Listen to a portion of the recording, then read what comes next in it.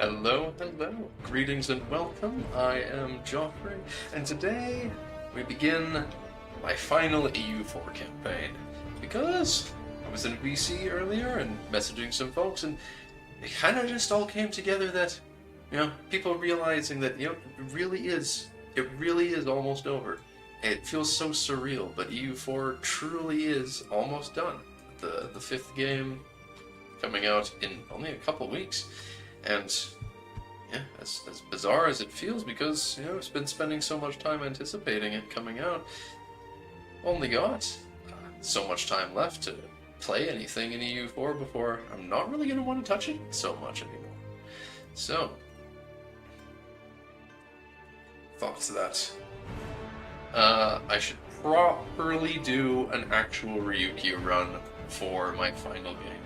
I have started once before, just dipped in here and there, but Joffrey seeks to surmount the tree mountains before the sun sets on Johann Universalis 4. Yes, the last time.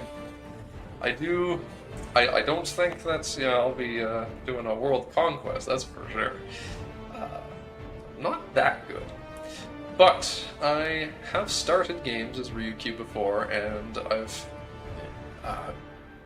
I've not actually lost a game as Ryukyu. That's the funny thing. I've started multiple games as them, and I've never actually lost because, well, I don't know. I've just built different, I guess, or perhaps I get lucky. But the point is, I've never actually lost one, but I've never finished one either. So I'm very scared. I might finally, with this first attempt, end up adding that check to the list of times that I've fumbled the bag with Ryukyu. Escape to California? Yeah, more or less. Well, it's not so much an escape as the thing, because you're not in... there's no one that wants to kill you when you're sitting here as Ryukyu. You're just sitting here, and honestly, I thought he was worse than this. I'm surprised that Shitatsu is only a 1-1-1. I thought he was 0-0. I thought that's what I remembered. So he's slightly less terrible than I thought. Hey. Jeez.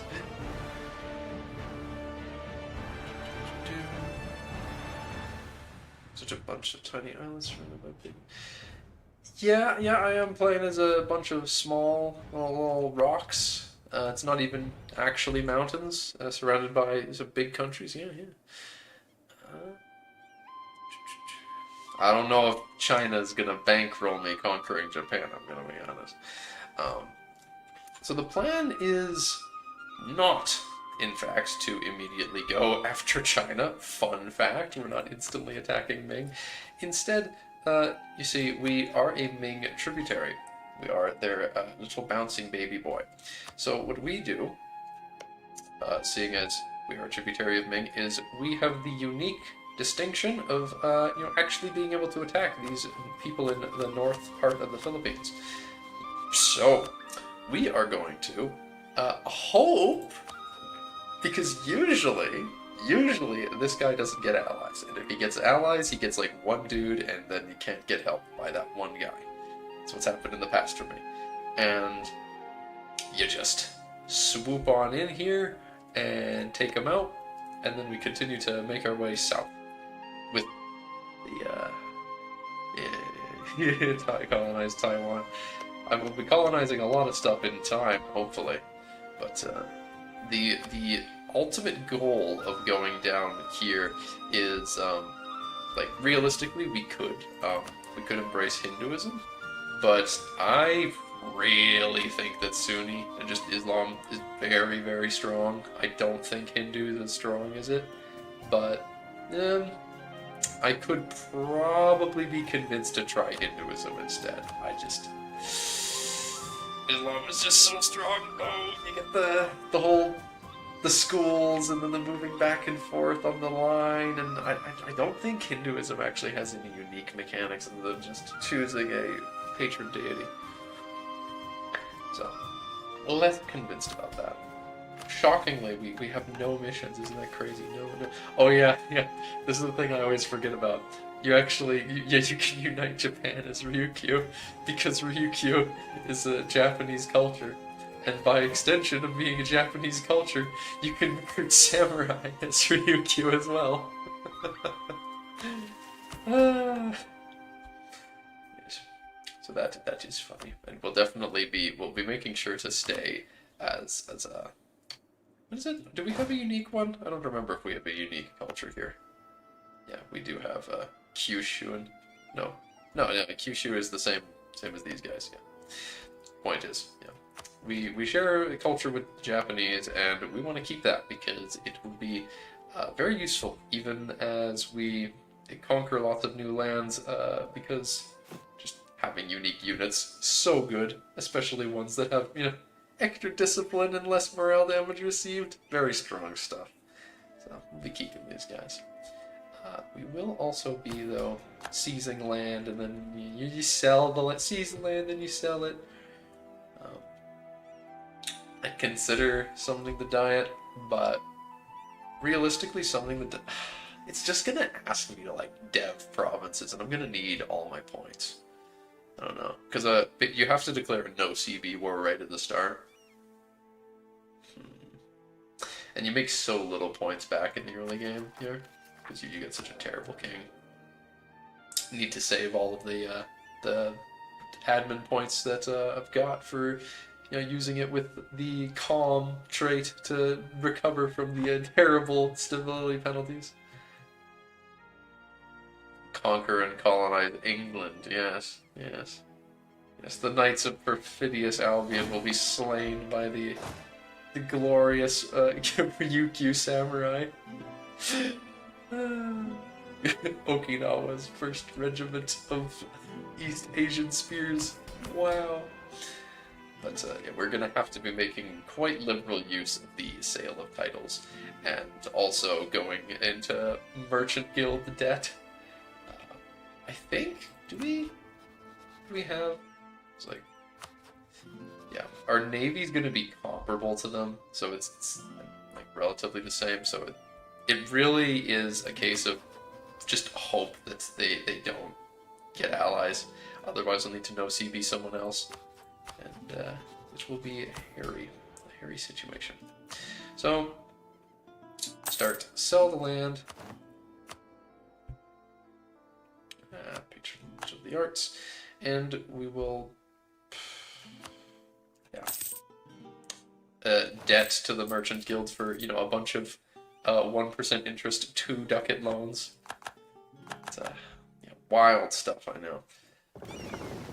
We got a grand total of 3 transports. So part of this is we need more transports because also we are going to need to hire the free company.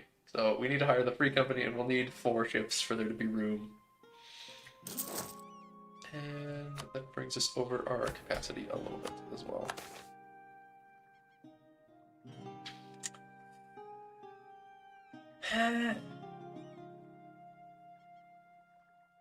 I'll take the payoff debt one, because I'm not going to be spending admin points on deving for a mission here. Free enterprise. It's got them more happy, but not quite enough. I'll deal with finishing making the merchants more happy. Oh, that's right. Can actually get just the supremacy over the crown. That'll put them up over 60. Yeah, to 69, which is very nice. Lol. Expand the fortifications is always nice. And the Bushi officer rights is probably going to be essential because we're going to be pinching our pennies when it comes to points. So we're going to need to use that to get ourselves some extra generals without having to pay the cost.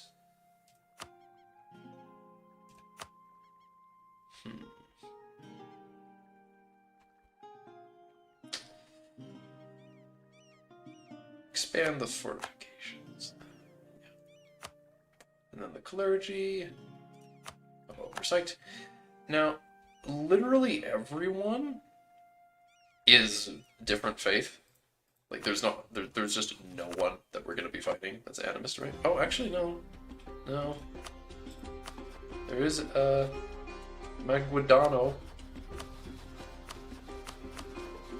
Manila.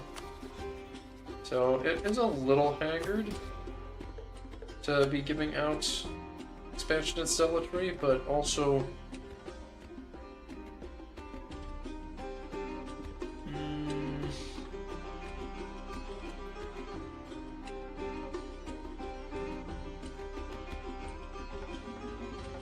I don't know. That's a tough one. Religious diplomats is bad. The reputation. Don't really need more right now. Looking at it, they're defaulting to going over 60. I don't think there's many that are really needed. Probably should be giving out the mana stuff too, though. The thing. Gonna suck, but I don't wanna go over the less than 5%. That would be atrocious. But you know, mistakes are allowed to be made. Restarts will happen, I'm certain. We are going to start spying on them, and just gonna hope that they don't like anyone. They are basically, I think they're the only person. Yeah, they're the only people in the area with their own faith. Basically, no one in the game has that faith except for Dive Yet. Yeah, just them and Dive Yet. But without further ado.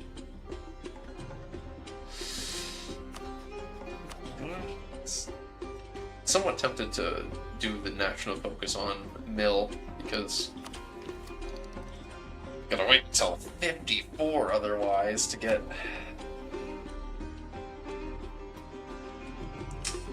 Yeah. I don't care about the Diplo, so yeah. Gotta take the Mill focus. It's gonna suck, but it's going to be stuck on mill focus for a while, but really just need to have the mill quality. Very important.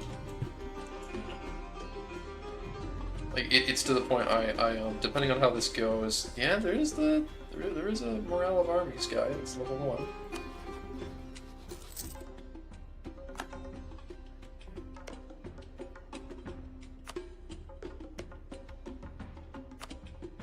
Put these guys down as special interest.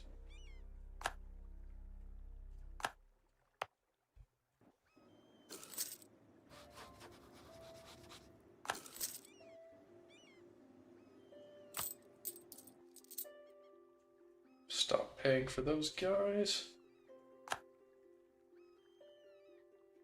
Oh, it takes till like the end of the fucking year to finish that boat.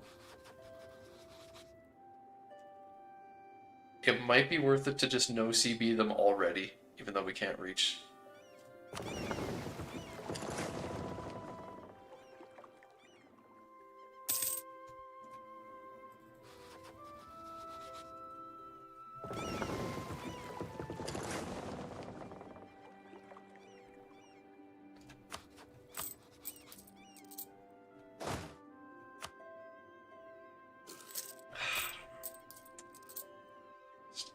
For all the stuff, because the thing is, if they build, if they build, okay, if I declare war on them and just march over there without the full army, they're gonna just start recruiting more troops.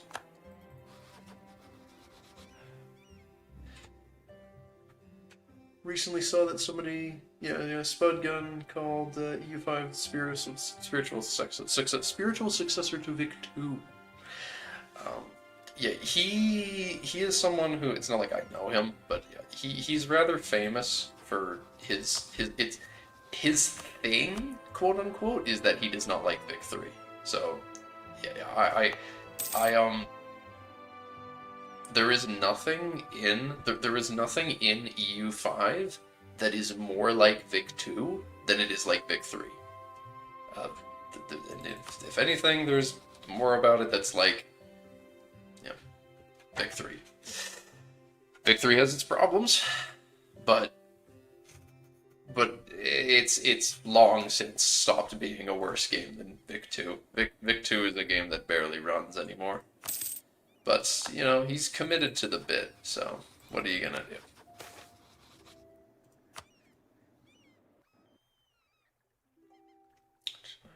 Okay. Almost. Getting there.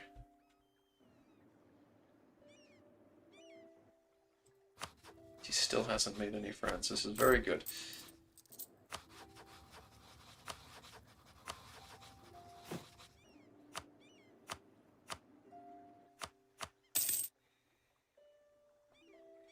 What else in the region is in fact going to require some work? Right, let's start paying for the fleet.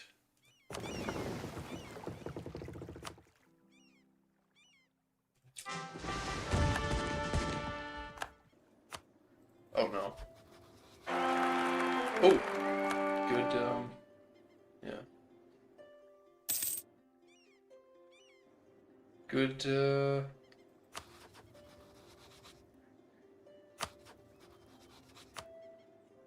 Good air. I like having good airs. Oh, I'm so scared. All this, I really, it would have been better. It would have been way better if I had just built some troops and moved my armies over instead. I forgot how long it takes to build the cog, so I basically wait the whole year before I actually attack. Not the best.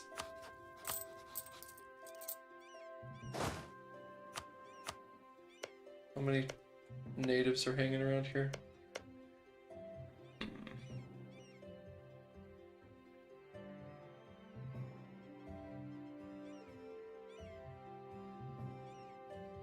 Okay.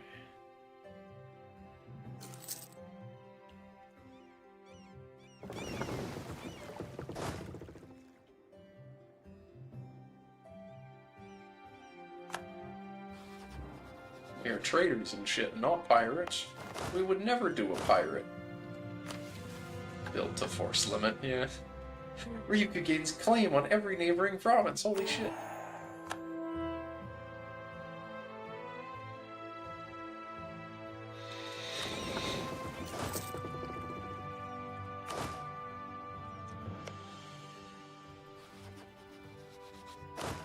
Should have started paying for these guys earlier. Making a couple crucial mistakes. Not good.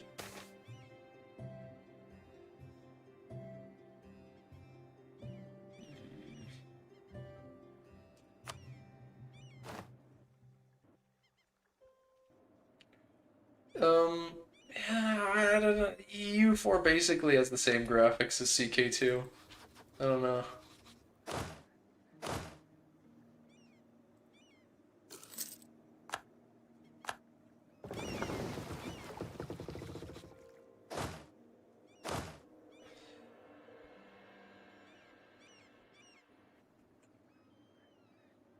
How long? Yeah, I should have enough time to replenish a little bit more morale before they land.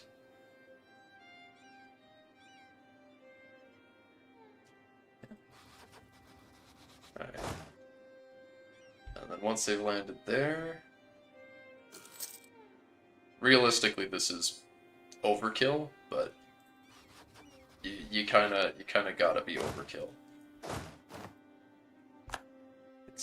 This is a better safe than sorry start to a game. Best way I can put it.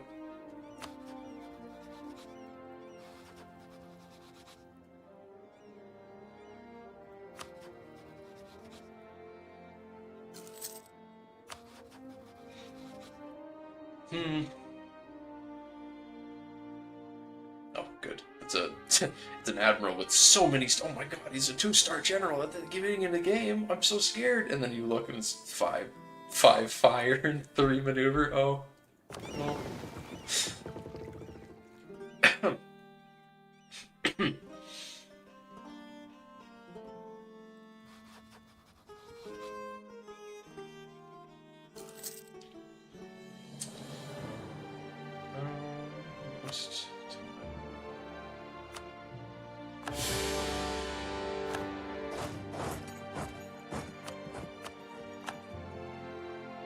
In we go.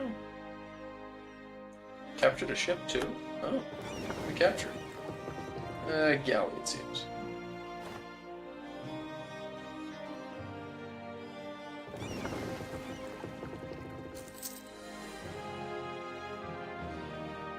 Repair damaged ships. And see if you can hunt them down.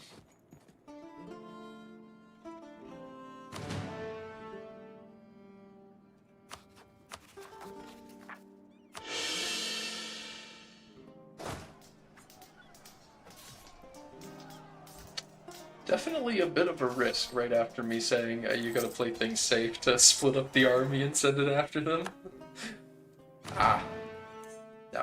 Now what I definitely won't make the mistake of doing is sending my troops after them over the uncolonized land. Because, yeah, I ain't foolish enough to do that. I definitely know what will happen. Just to say, a bunch of natives will rise up and kill me. So let's not do that.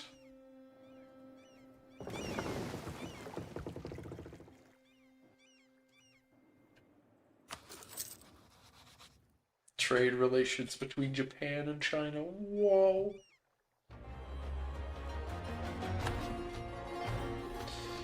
Tondo is making friends.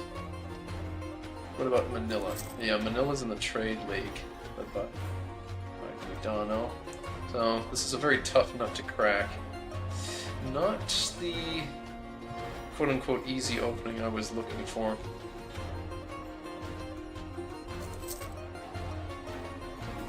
Could be a situation of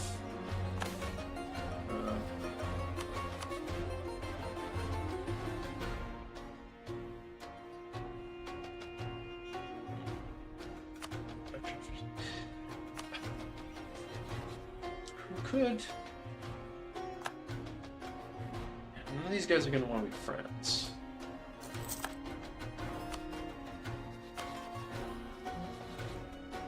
Just Maguidano kind of likes me because we're the same religion. But the problem is that they, well, Tondo would be involved. Theoretically, I might be able to ally Maguidano. Maguidano is allied to Manila and Cebu, and that would, if I can make that alliance work, it would be my ticket.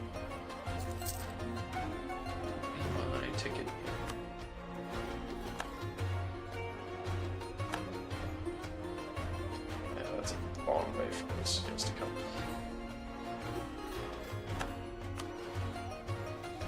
Is there a likelihood of allying? Distance between the borders.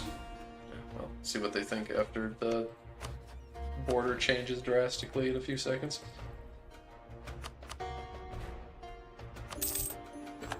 Now I'm involved in your sphere. What do you think about us being friends?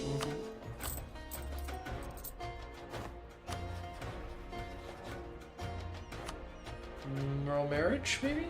No, I'm not especially keen.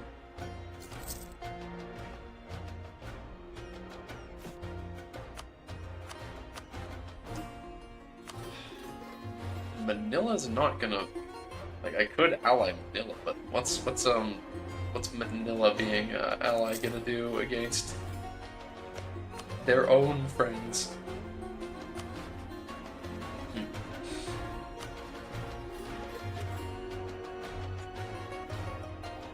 It's feasible to get Maguidano to want to marry, I think, though. But I'd prefer to keep the ball rolling. Though.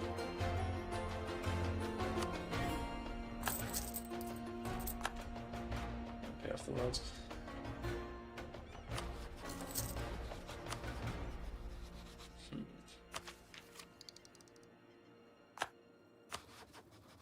There's a chance I could just steamroll into Tondo.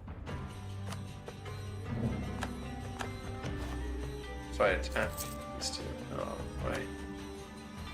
Spy and Tondo got caught, damn.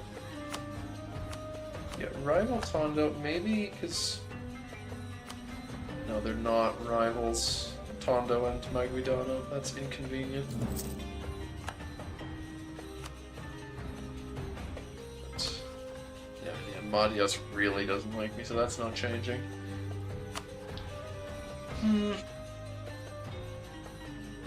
Tricky.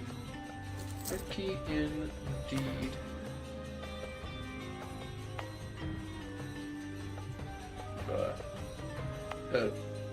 Oh, I was gonna say tripled. I forgot that Okinawa does actually start with 5 dev. I thought it was 3.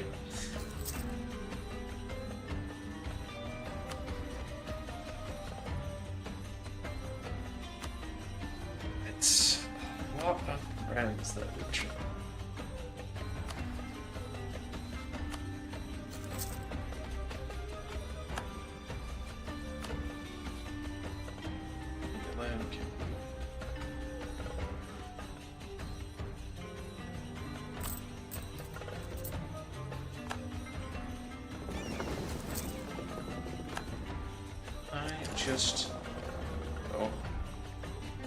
Maguidano, military alliance with Manila. Okay.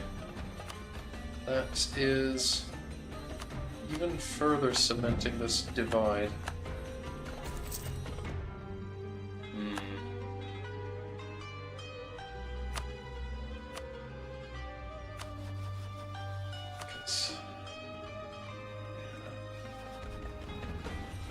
Oh wait, they were already in the trade league led by them, so yeah, it's not really different.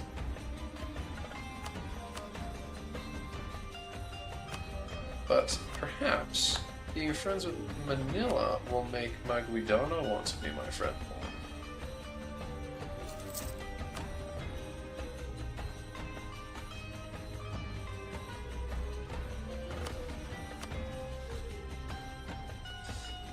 Tondo is going to be the target TM. So. Based in negative stability. Listen. when you have to start the game with a no CV war, you do what you gotta do to survive. I think you can bump it up to 0 now. Oh wow. But even that's like, oh, even that feels bad.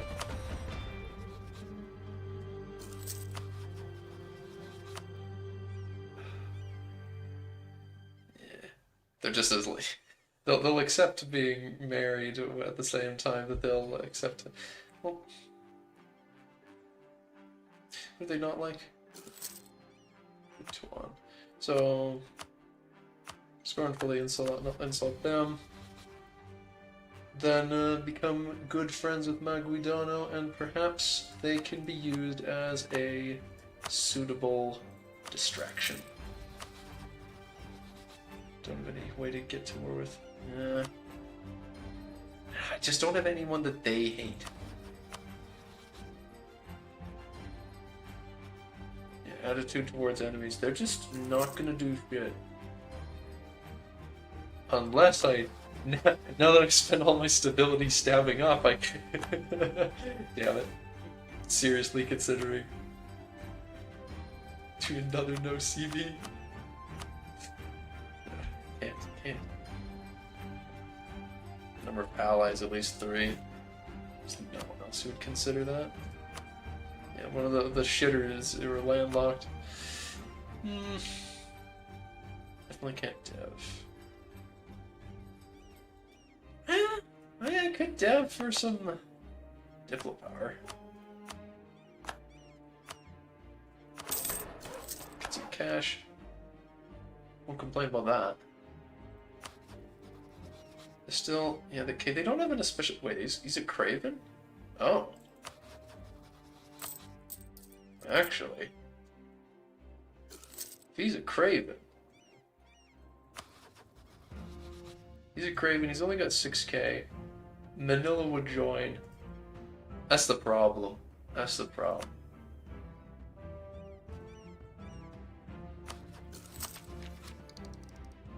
That tech's not coming for a bit. I don't know. I don't know. No, if only Shitatsu Sho would just die. A horrible death now.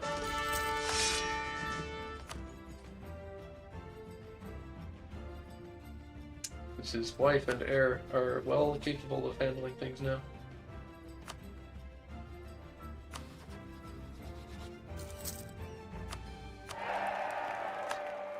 Should be currying favors with them. Still, yeah, it takes so long to core this.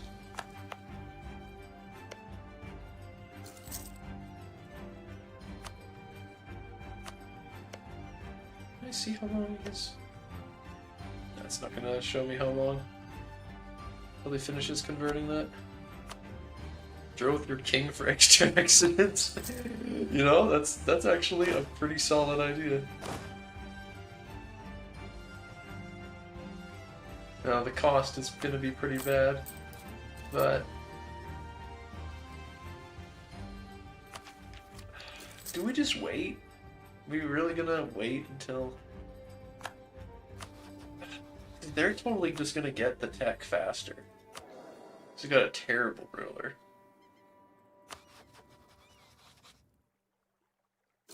I don't know. I don't know if waiting is gonna be the call. That is a very good call, actually. Just have him drill by himself. Huh. Very wise indeed. Thank you for your advice. A rinse of milk. What a magnificent name.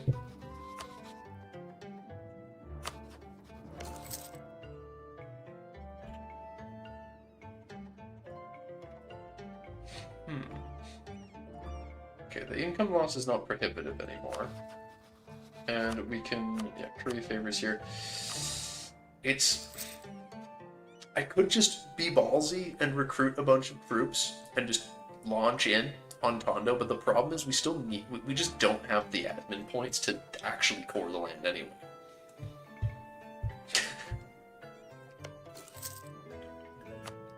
But it would be nice to take some of their land before. Nah, they've converted like all of it already. Damn.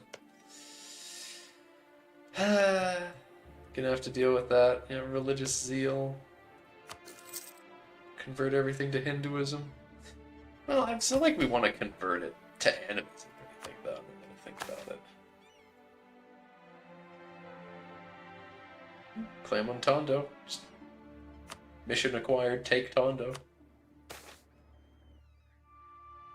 Lose separatism on it. Yeah. Lose.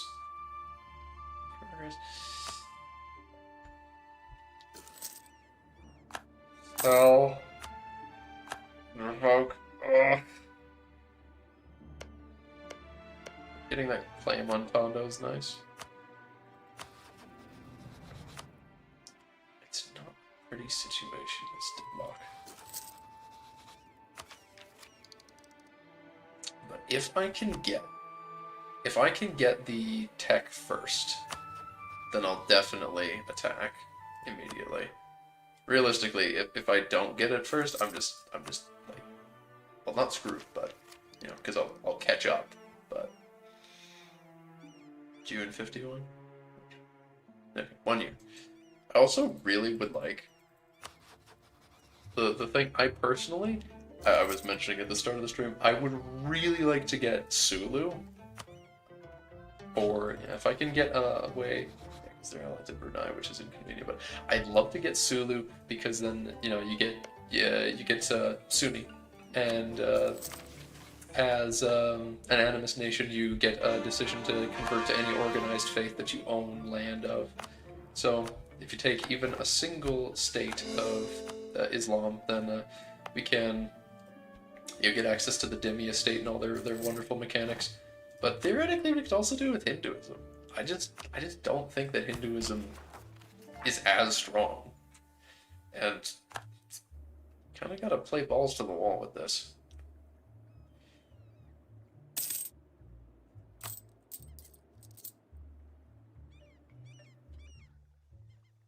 How many rebels actually is that? 7? Yeah, I can actually pay for the troops. A couple mercs won't be enough for that.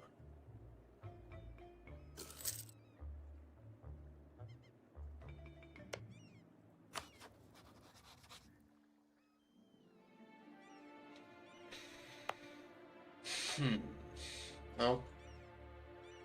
Decrease autonomy. This would be the time to do it. Everyone's got morale other than the general?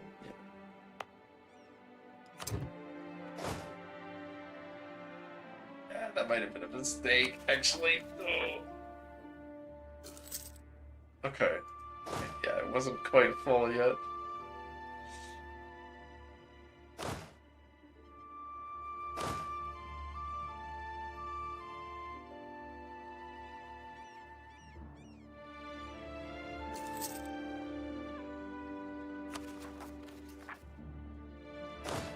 Welcome to rise up and revolt anytime you want.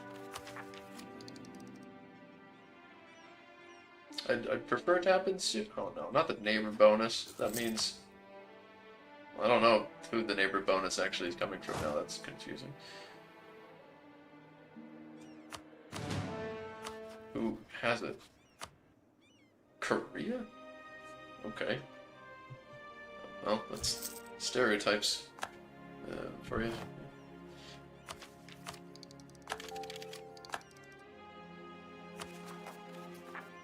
Now this is becoming very inconvenient because I would prefer to right now attack, but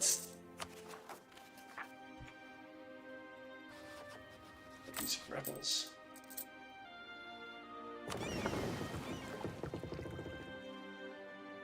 No, I can't use the Navy. What am I kidding? I can't use the Navy in this war.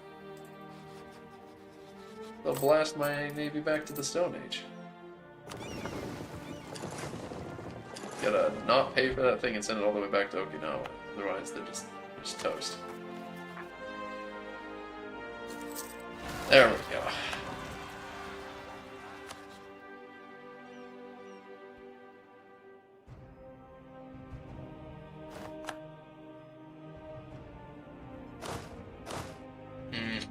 It's gonna take a while for the mercs to replenish from that. Damn it, mercs.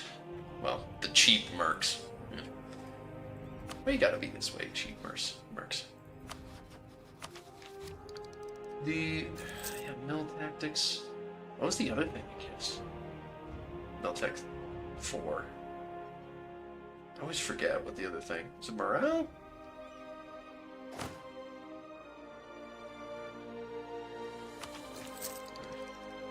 Yeah, it is. Okay. Oh, damn it, the morale guy died.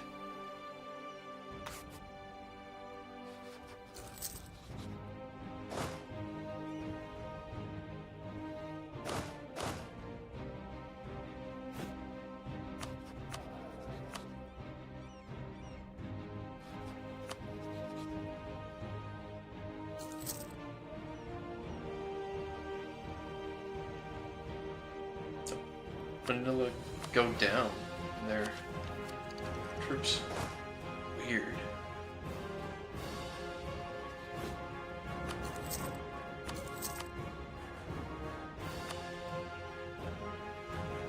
Okay, that's a little overboard recruiting those troops, but again,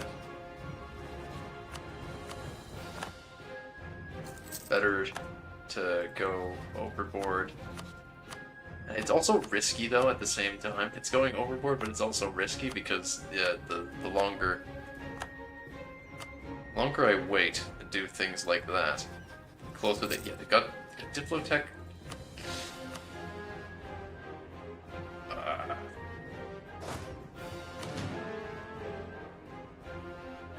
They still got the Craven? They do.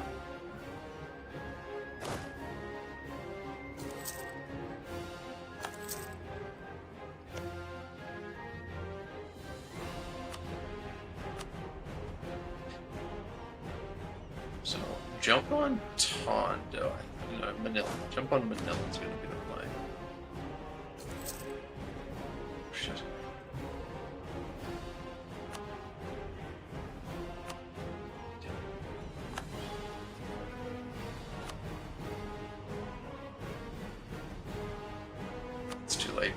this month. Next month tick. Okay, so Kebu is immediately 0. Oh, they're exactly 0.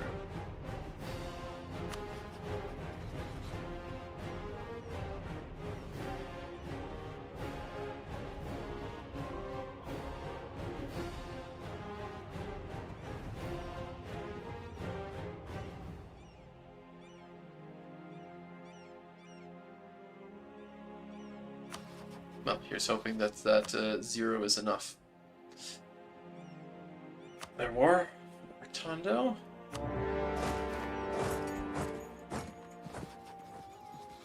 Yeah, it was.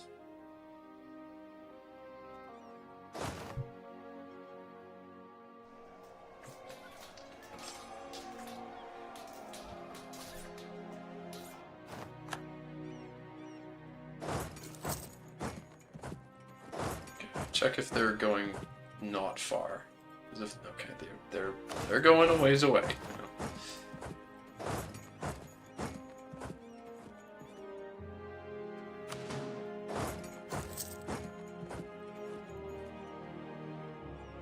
Oh, and immediately afterwards, their king dies. He might have died in the battle, which would be funny.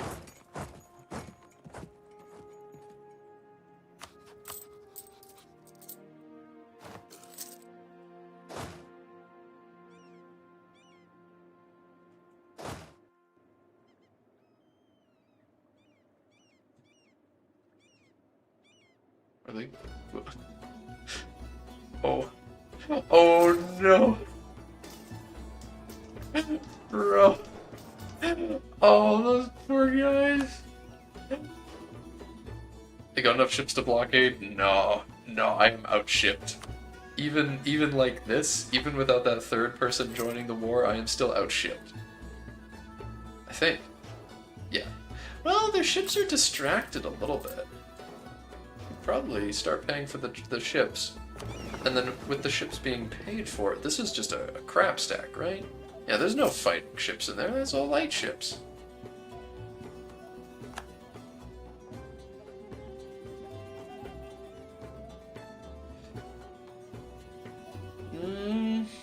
There's some actual fighting ships though. But point remains the same. How good their admirals? Not as good. Okay.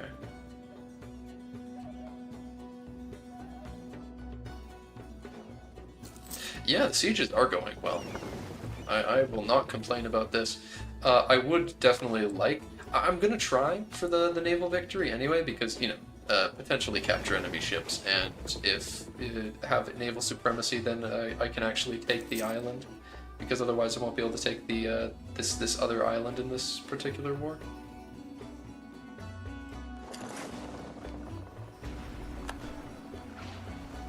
They're just melting.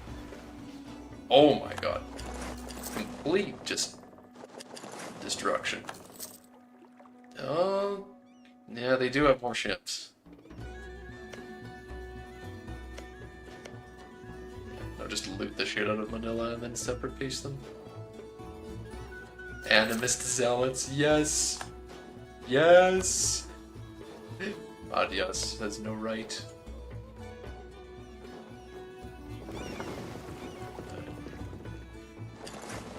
This is the part... Oh, who was there? I didn't realize there was actually a navy here. Oh, they moved over to blockade. That was not gonna go my way. Unfortunate. And, they're never going to accept full annexation.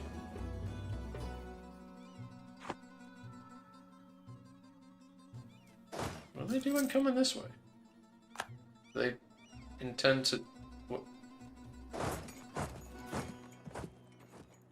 No, that was kind of close, actually. I almost I just kind of stared at them for long enough that they almost got away without getting attacked. But, you know, they'll retreat onto the boats now, for what it's worth. could potentially mean that they'll take those troops. No, they're just moving them onto the island. Okay. That's fine.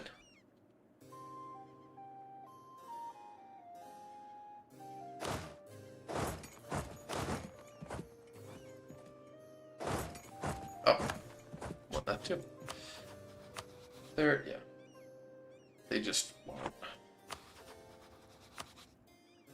But Manila, separate piece. Grab the cash. Peace in our time. For it. Yes. What a glorious, honorable victory.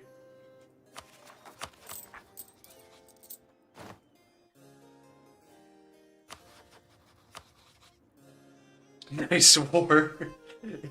I am pleased with this course of events as well, yes. Thank you. Right. So, oh, humiliation. Oh, okay. Actually, there's some cooking to be done here. War reparations. Humiliation, war reparations, and cash. They will accept all that for me to take their mainland territory and just leave them exiled on their shitty island. I didn't even think about the idea of humiliating them after the war. That's brilliant. This actually works out perfectly. Yes. 31 gold is nothing to sniff at.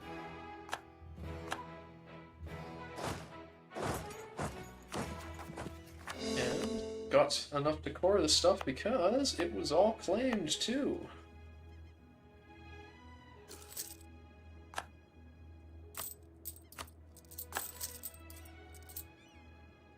Tondo announces us his arrival. Well, good for you. I'm just so proud of you, Tondo. I'm sure that one of these days you'll actually amount to something. Yeah.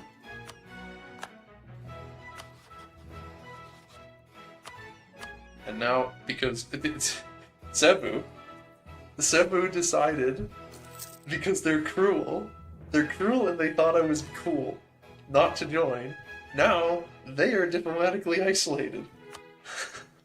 Both they and Tondo are diplomatically isolated. Basically everyone is diplomatically isolated after that, except Madhyas and Butuan. But I could declare war on Madhyas and call in Maguidano now.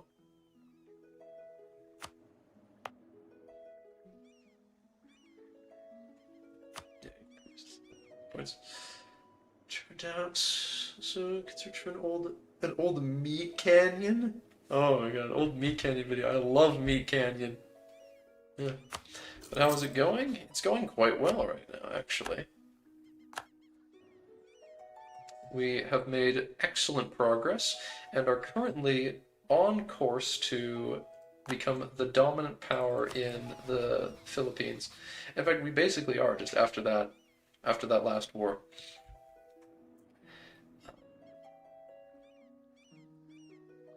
Everyone else in the Philippines is diplomatically isolated. And if Madhyas is dealing with animist zealot, they're about to break to animist rebels, I'm sure of it. It's brilliant. Brilliant. I will promptly attack them once that is the case.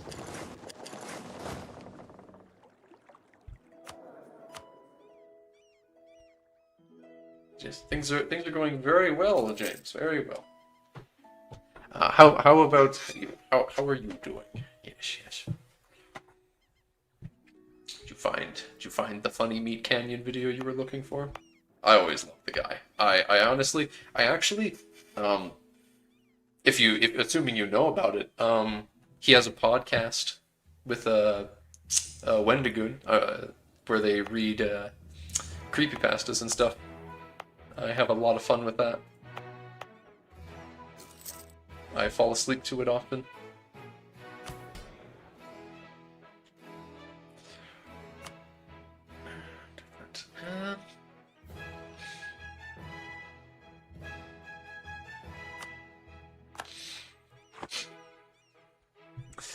Alright, you found it, you found it. Alright, let me go.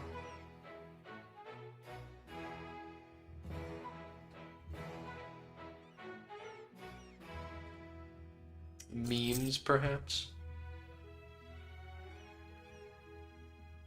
Railroad. Jeez, I don't know that one. Not sure what this one is about. Oh. 56.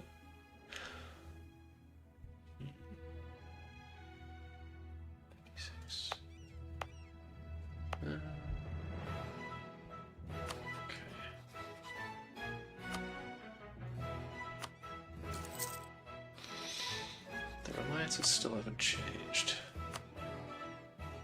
Alright. Choo choo chug chug? I don't know what that is. Oh, well. No, I don't think I ever saw this one. Seems this is a Meat Canyon video I never found.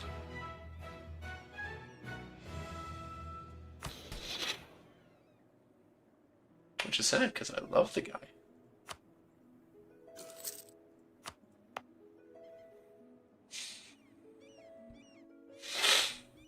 Not the stuffy nose, no.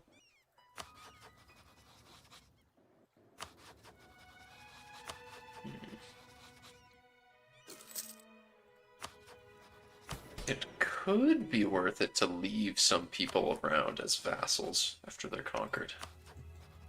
Is there any... Cebu's a really good tile. But also be really difficult to control it.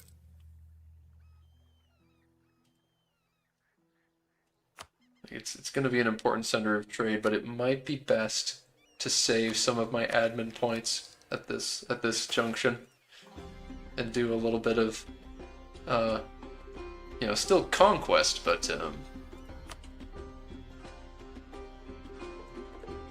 know, conquer and then release as a vassal. Some folks. Oh, believe me, there's many different things that exist in this world that make me not be able to look at Thomas the same way. It's not as if Cursed Thomas the Tank Engine stuff is a rarity.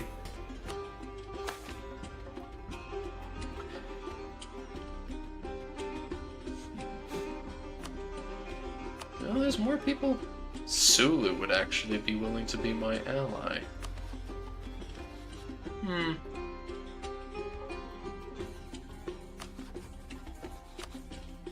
I want to kill you.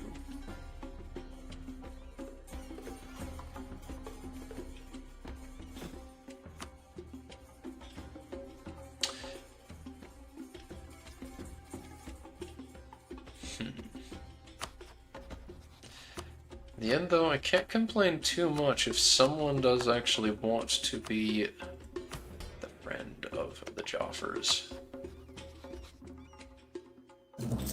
They're not in the way, it's just that it would be nice to kill them.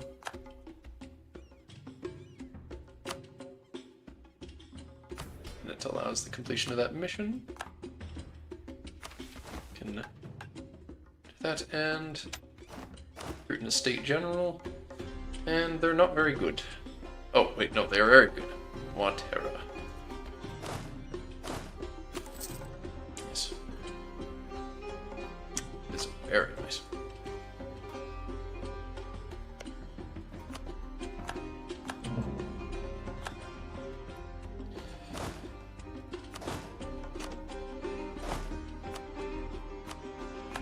Bring the king out to do some more solo drilling again.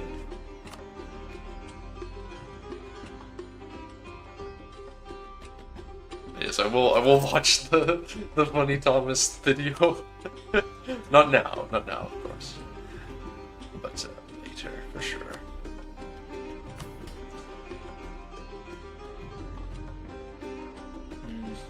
No, it's not enough crown land for me to sell it.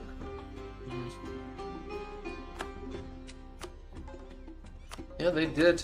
They did break to those rebels.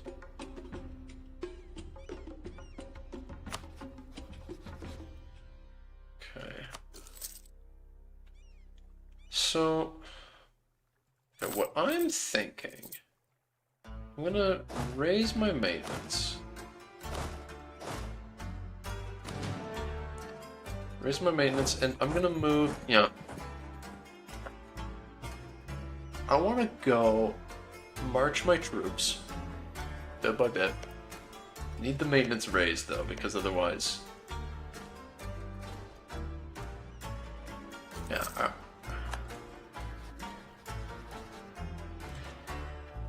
and again.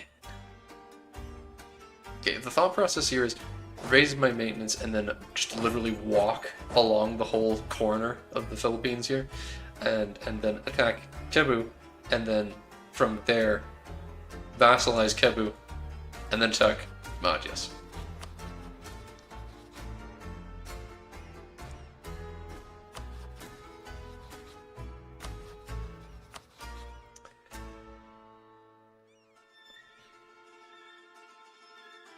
Jungle folks ambush incoming. That's the problem, yeah.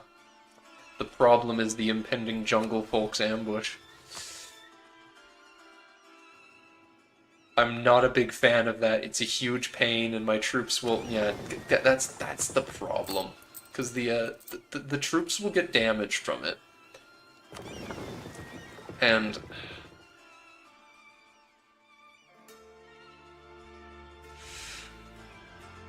Oh no, I already started moving them? Fuck. Oh, I showed it as an example, and then I accidentally just did it.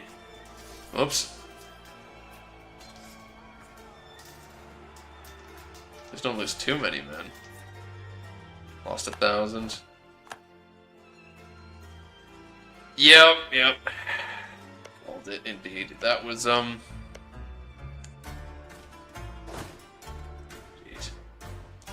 Well... I've already taken the first step, so I may as well go all the way, right? You know, sunk cost fallacy and all that.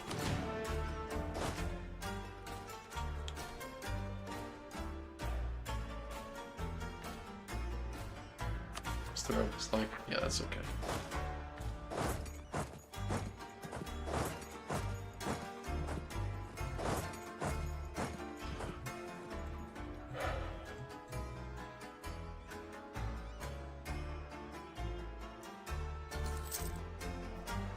Is that the problem with this is that when I move these troops, I'm moving them 2 stacks at a time, so that's 2 opportunities for natives to revolt.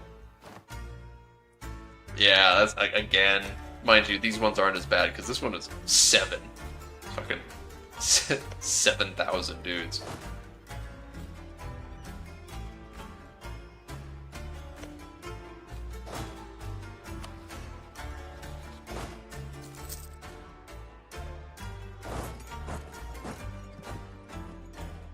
Curious what EU5 will look like as a CK3 and Hearts of Iron player. Oh, it didn't rise up. CK3 and Hearts of Iron player. Huh. What's it? Less experience with super long campaigns. Well, yeah, that's the thing with EU4 at least, and well, okay, well, you played CK3, so okay. Yeah, lots of modifier stacking, but you do lots of modifier stacking in CK3, and like basically every Paradox game is modifier stacking. There's no Paradox game where that isn't the name of the game, and EU5 is going to be more or less the same in that regard. But EU4, okay. Hearts of Iron. The thing with Hearts of Iron is that I don't really play it, but when I see my friends in my Discord server playing it, it's a case of like you have like 2 sessions. Yeah, you sit down and you have like the 1 session for prep, and then you do a 2nd session for like the actual fight. That's how they do their multiplayer games, at least. Don't know how it works out in single player, but EU4, if you play CK3, EU4 is then a lot more like that, where you don't win the game, quote unquote, because in Hearts of Iron you win more or less the war, and then the game by proxy. But in CK3 you don't have a win, and neither do you in EU4. You just kind of do, you just kind of do what you do. And so for this final game, for me, for example, play as Ryukyu and Okinawa, and you're really crappy and don't have a lot of prospects, and you try and scramble together a powerful empire for yourself. So it becomes entirely a case of how, what do you get out of it? Do you find the notion of making your own fun, where you have this grander objective that you are making for yourself over time, of like, I want to do this, because in Hearts of Iron you get the very obvious win World War II, even if you're doing the funky scenarios. You've got a very clear objective, what you're trying to do with it. But here, most of it's up to you picking your own objectives. There's some places where it's very obvious what you're supposed to, quote unquote, do, but it becomes a case of, make your own fun, quote unquote.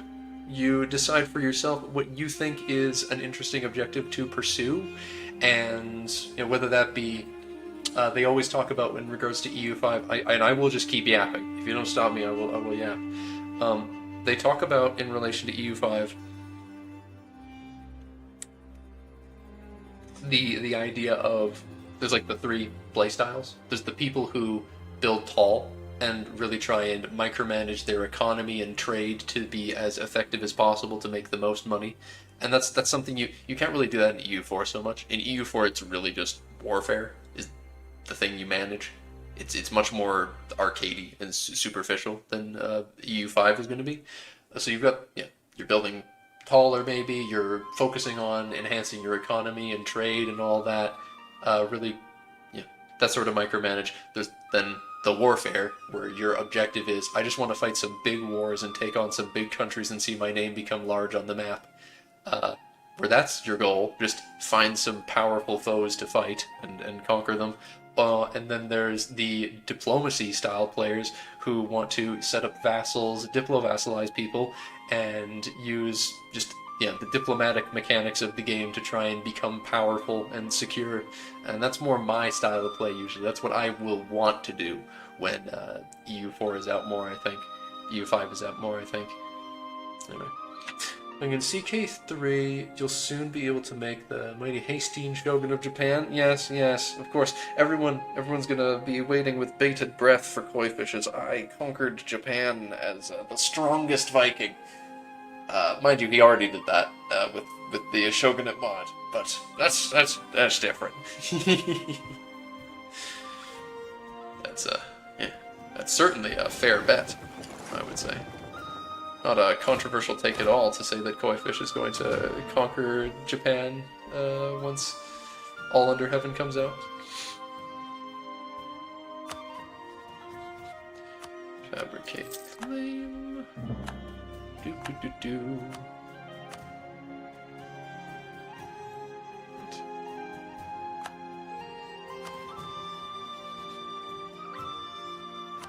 Now, attack Kebu.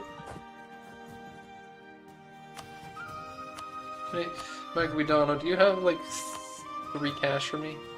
Like, give me like 5 gold. We're such good friends. Please.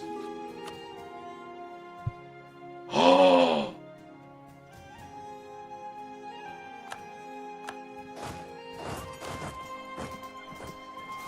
Some jank with their navy caused the only part of my army to show up.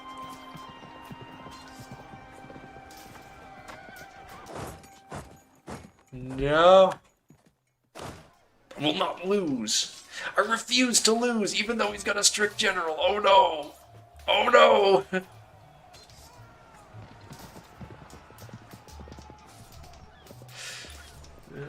Extreme perspective. Your CK3 can be a bit empty and repetitive as the campaign runs longer, but EU5 seems to have dynamic changes. So that, yeah.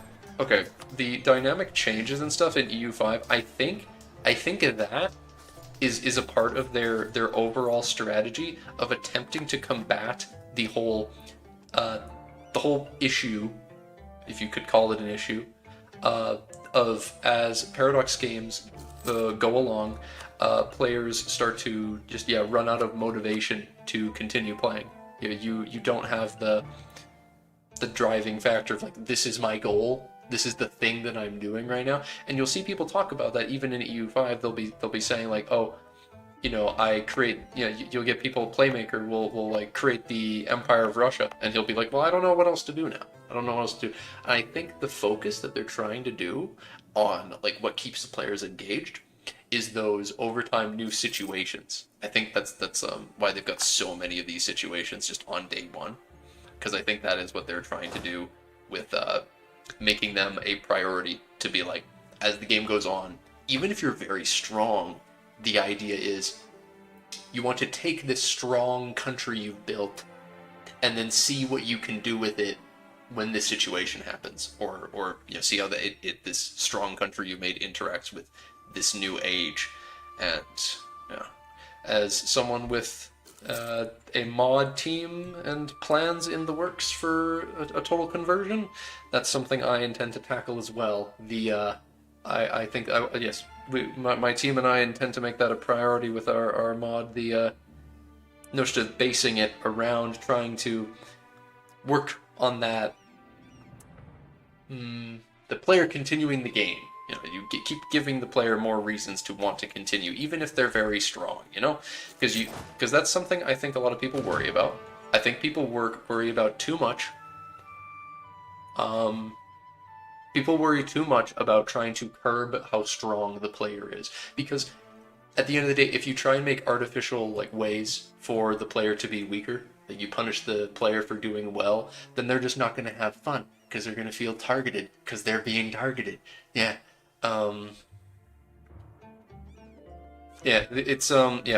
got a total conversion, a fantasy total conversion mod in the works. We've been world building it for quite some time now, a couple of years now. If you want to check it out, you can join. I've got the Discord server. I've got my Discord server linked here in this description. And if you want to go check out the mod Discord specifically, that is a separate one. I have an announcement video for the mod that you can see just on the channel here. It's the most recent video, not stream, that I published. That could give you a bit of a teaser about some of the lore and other such things if you're curious. Yeah.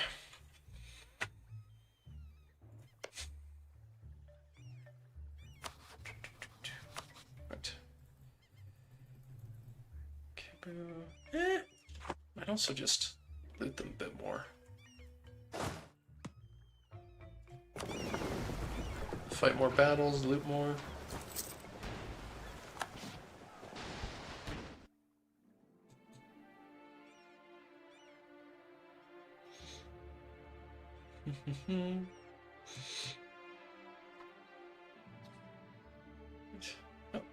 Thank you for asking. I always appreciate folks that consider me someone worth coming to ask questions to.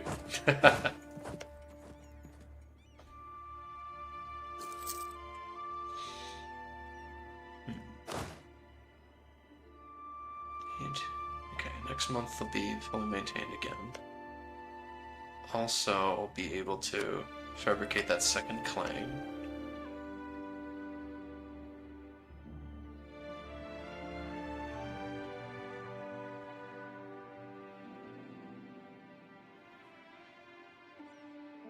Yes, that is definitely a concern. What you're saying, that yes, total fantasy conversions tend to add just they focus on adding more stuff to the map as opposed to developing actual content to what's already there.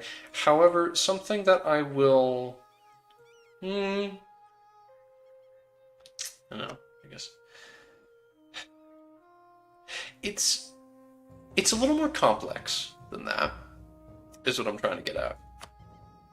But not much. There's still very much a point there. What I'm thinking about is it takes different people to do different things. I, for example, I am the guy. Well, no, there's actually a few people on my team who know how to do province mapping stuff, but initially I was the only one. So when you have someone that specializes in one thing like that, I say, no, I can do other things. But the point is, if you've only got like one person who can do a thing like that, then it means you want them to prioritize doing that usually. Because you can't just like have someone else do it when they feel like it. So it makes you kind of want to have that work get done before it otherwise would. Yeah, I'm trying to starting to ramble, but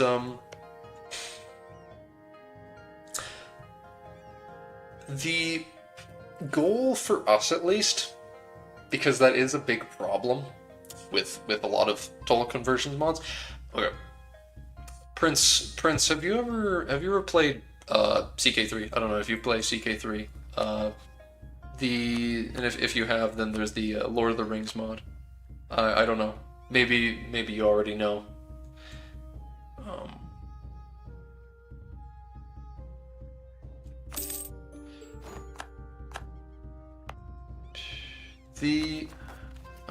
That's actually really cheap to core.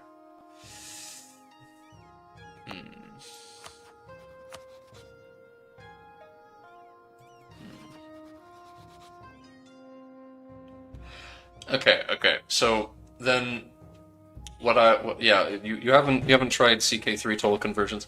It is very much dependent on the total conversion you're looking at. If you looked at the two really big ones, you look at Elder Kings and A Game of Thrones, those ones have huge fucking map, and they've got some unique mechanics, but there's not really much in the way of like objectives of like, oh, I'm looking forward to doing this thing, because you get like A Game of Thrones, become the king, that's always the objective, and Elder Kings is just one huge sandbox really, with very little in the way of like unique decisions and stuff. But I was and still technically am a member of the Realms in Exile, so the Lord of the Rings mod, the Realms in Exile team for CK3. So Lord of the Rings Crusader Kings mod, and the objective with that. So this is where I was raised, quote unquote. This is where I learned to mod. The technique was, you would focus on one area at a time and make sure that has flavor and unique content and feels like, even if it's a small section of world that you've got to play around with, that it still feels unique and distinctive. So the first version of that mod, for example, it came out much earlier than like every other mod, but that's because the first version of the Lord of the Rings Crusader Kings mod, for example, it came out with just, I don't know if you know Lord of the Rings lore, but we're talking, it had Isengard, Rohan, and Dunland. Just that. That's all it was. It was this one very specific area, and the idea is you're able to play out the unique content around the war between those two factions, and then you had some other sandbox people on the sideline that you can play if you want. And it would always be, they'd expand bit by bit and make sure that they only expand the map when they're gonna add all the flavor revolving around those factions and what you actually want to do. Give them all their unique cultural traditions, give them actual decisions to press and dynamic unique events and stuff like that. That's something that I think is very important. Sounds like a good way to tackle a huge mod like that. Vertical slice is called. Oh, yeah. I think I have heard the term. Yeah. Idea being, you're carving out little pieces of the cake, perhaps. You choose to just focus on what you can, and I think that a lot of people, there's a lot of mods, because I'm not here trying to shill like Crusader Kings and say that community is different, because it's not. It's on an individual mod basis and what they decide to do, what their design philosophy is and their objective. Because you will have lots of mods for any Paradox game that, as you say, will focus on just having huge amount of space to play around in, and they won't go deeper than that. So for me and my team, our objective is we have a very specific zone that we want to be in our beta, and then further version 1 of the map, and we're not going to release that until that's out. We actually have our mod in a state where you can play that, and people actually have, you know, they've got flags and they've got custom names, all their different mechanics and stuff. For at least some people, you know, you want to actually feel like it's a worthwhile addition to the map. Give people a reason that it's worth playing as opposed to just being a sandbox.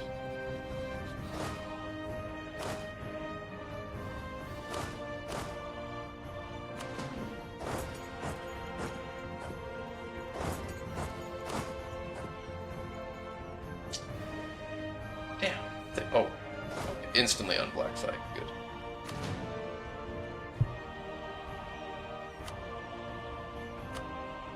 Always appreciate it when folks join the chat and feel like having a like some big old conversations like this. Yeah.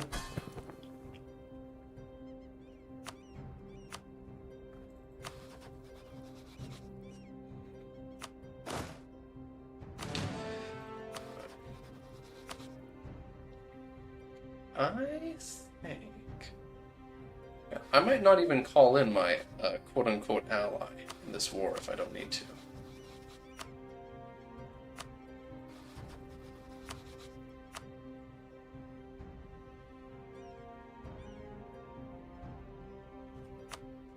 Which one's bigger? Yeah, Panay. Right, Orgel for Panay, co-belligerent Butua, and March. They are Miltech 4, so they're not weak by any means.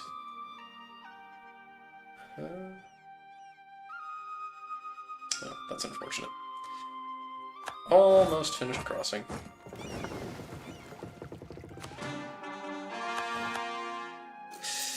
That's... oh, I don't know if I like that. That's going to be a little too... that's a little too... yeah.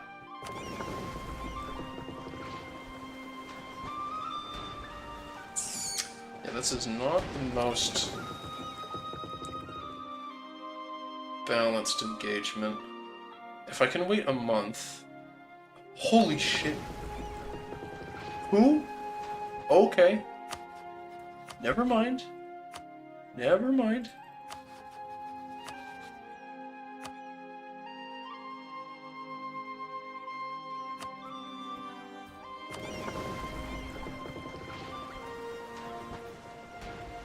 Call in both allies and promise them whatever they need to hear. Oh my god, they actually have a lot of votes. Oh no.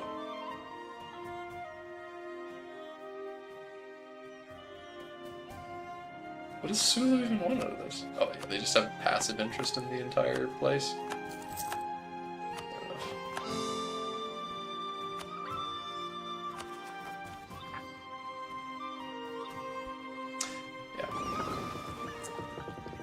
There's a lot of galleys. Okay. This is good. This is good.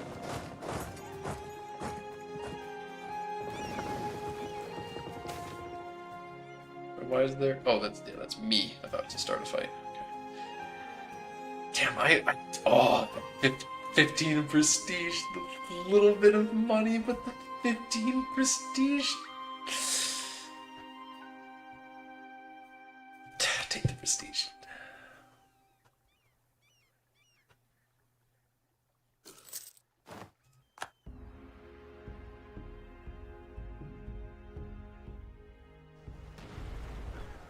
Well, this is gonna destroy a ship or two of mine, but that's okay. It's an acceptable loss because I've made it across.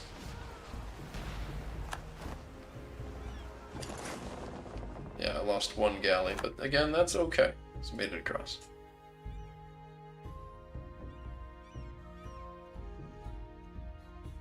Oh, so you're back from having watched the video. Yes. Mind you, it's important to know Iron Pen. It's all conceptual. Like we spent a lot of time planning it out, and we know how to mod. And the team is decently sized, but it's all just plans. The only work that can be done before the game comes out is me working on the province map, unfortunately. So a lot of it is just ideas for the moment, as sad as that is. But that is the intention, and yes, as you mentioned, 1337. That is a big thing. I assume because you mentioned it starts in 1337. I assume that means that you know about, like, you're thinking about like Anbanar as well, because I mean, who isn't? Anbanar, I know, not like well, but I sometimes speak to the leader of the Anbanar team, and talk about the differences between our plans for each other's mods, and he is genuinely happy that there is someone else that in this case my team planning to make a total conversion mod that starts in 1337, because he can't, because he already made his mod for the time period start in 1444, and it's not so easy to just change that. So you don't really you can't really get that medieval fantasy part of the EU5 formula, which is going to be a shame.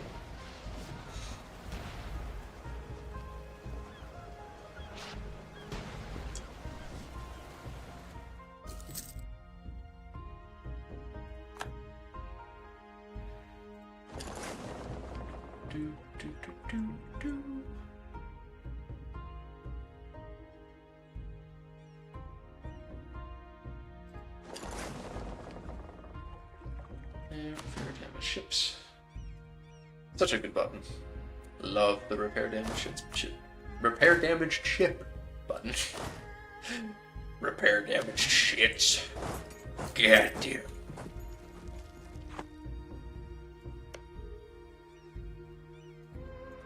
Though I don't like. Yeah, the rebels are preparing to rise up, so we'll need to take a detour to probably fight those after this siege. I don't know. Maybe.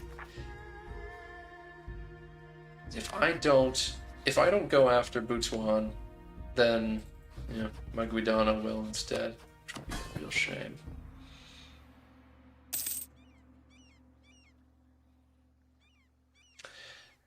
So, so a big thing behind, I'm gonna have some lore videos, quote unquote. I call them pre-dev diaries for Kiangol, being the mod's name, that I'm gonna be working on over the course of next couple of weeks leading up to the game coming out, because one thing I want to express is something we long term want to actually add as a mechanic, because you can only do so much initially. You got to learn how EU5's code works, and we're mostly only going to be able to work on sandbox stuff initially. But on the subject of fantasy, over the top, it's like, oh, grand adventures and stuff. That's like the initial point where magic is dominant. However, we want in EU5 you've got the choice system. That's a big thing. You've got this you basically make a build, more or less, where you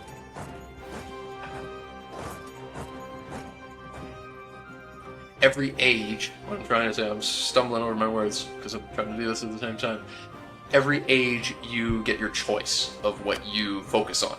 You get your administrative, you get your diplo, and you get your military choice. What do you prioritize for that age? And one thing we are wanting to attempt to do with that is make that choice something that you can. We want to add our custom one on top of that. Stumbling over words. There's supposed to be an emphasis on magic versus mundane. So you have the societal values, in EU5, you've got your like, what do you choose, this or this? Traditional economy, capital economy, um, innovative, or um, the other one, I don't remember, but one of those societal values we want to add, and then in addition to that, each age where you get your choice of admin, diplo, or military focus, we want to make it so that players they'll also get the choice. In addition to, they get to pick one of those three, and then it will prompt them, now, do you want to be magic or mundane focused for this age? And get different options for innovations based on that choice.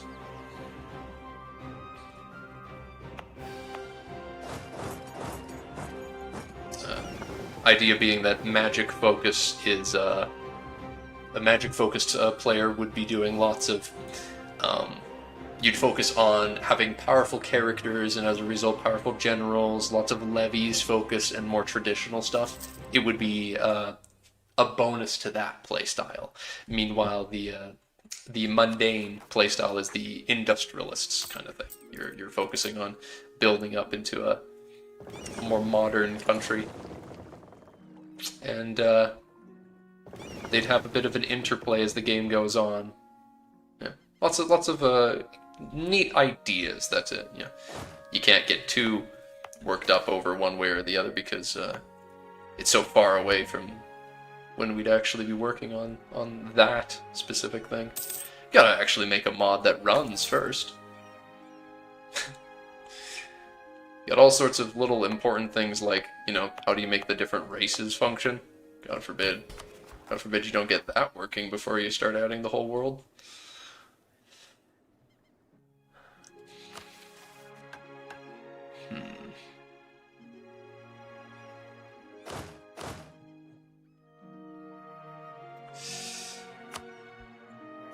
Come on, rebels, please rise up. I need you to rise up so that I can get out of here again.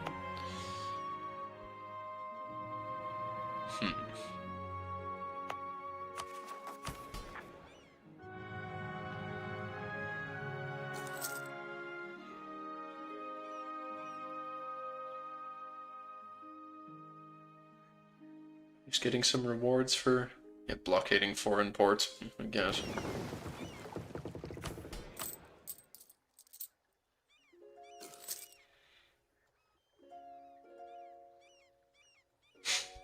Would be slightly more valuable to not be doing that, but I'll take it.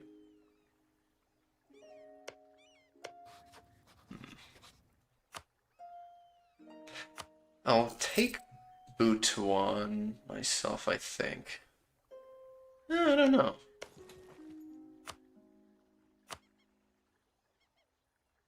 Well, regardless, my friendship will be over with Maguidano after this war. We'll be consolidating the rest of the Philippines once this finishes. It's a shame that I didn't make Butuan the focus of the war at this rate.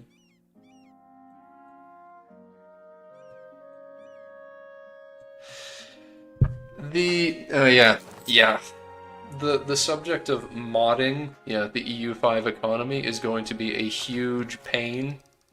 And no mistake. I think that's going to be something that a lot of people end up falling into as a trap.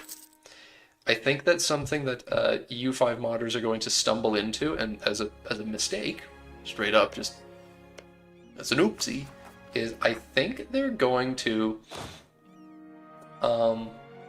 prioritize.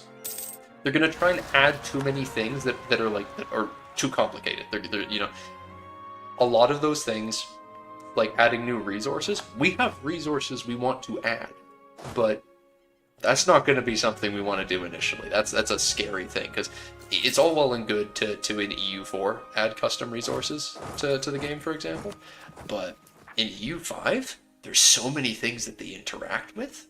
That's not something that you can so simply just say, yes, we're just gonna add wood plus, because we do have the idea we want to add a magic wood that'll be used for late game stuff, but You know, it's all well and good to say, I want to do that, but how do you do that and not also break the entire economy in so doing? Saved the Animus in Butuan. 6 resources in EU5. Yeah, plus the goods. I think that... Yeah, I think it should be...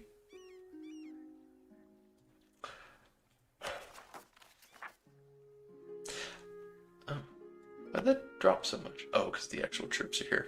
Yeah. China where? I just want them to rise up. But it's not even a really high chance. It's mostly just from the war exhaustion and stuff. But I need them to rise up now! Otherwise it's gonna be such a pain later if they get separatism. No. But yeah, the goods, the extra goods you get as well. I think that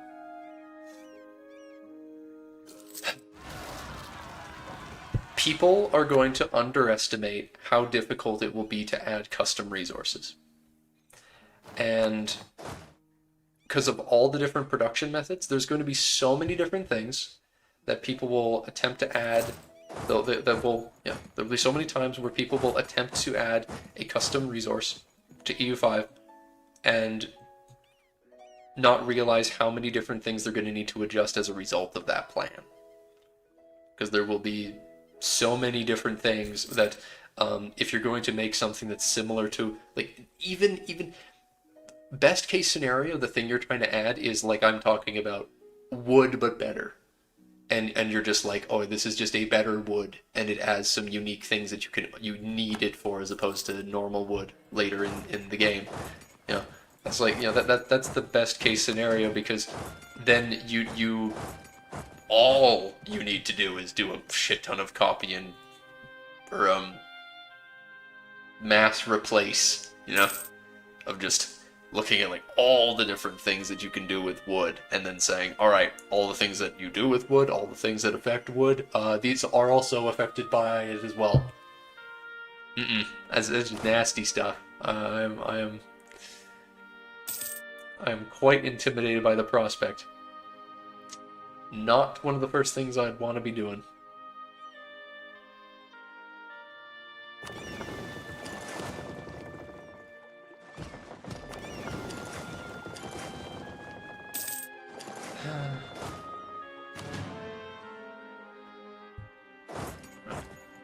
March. See if they rise up. Okay, it's only 5k. The mercs are the ones that got hit. Yeah, it's all fine then.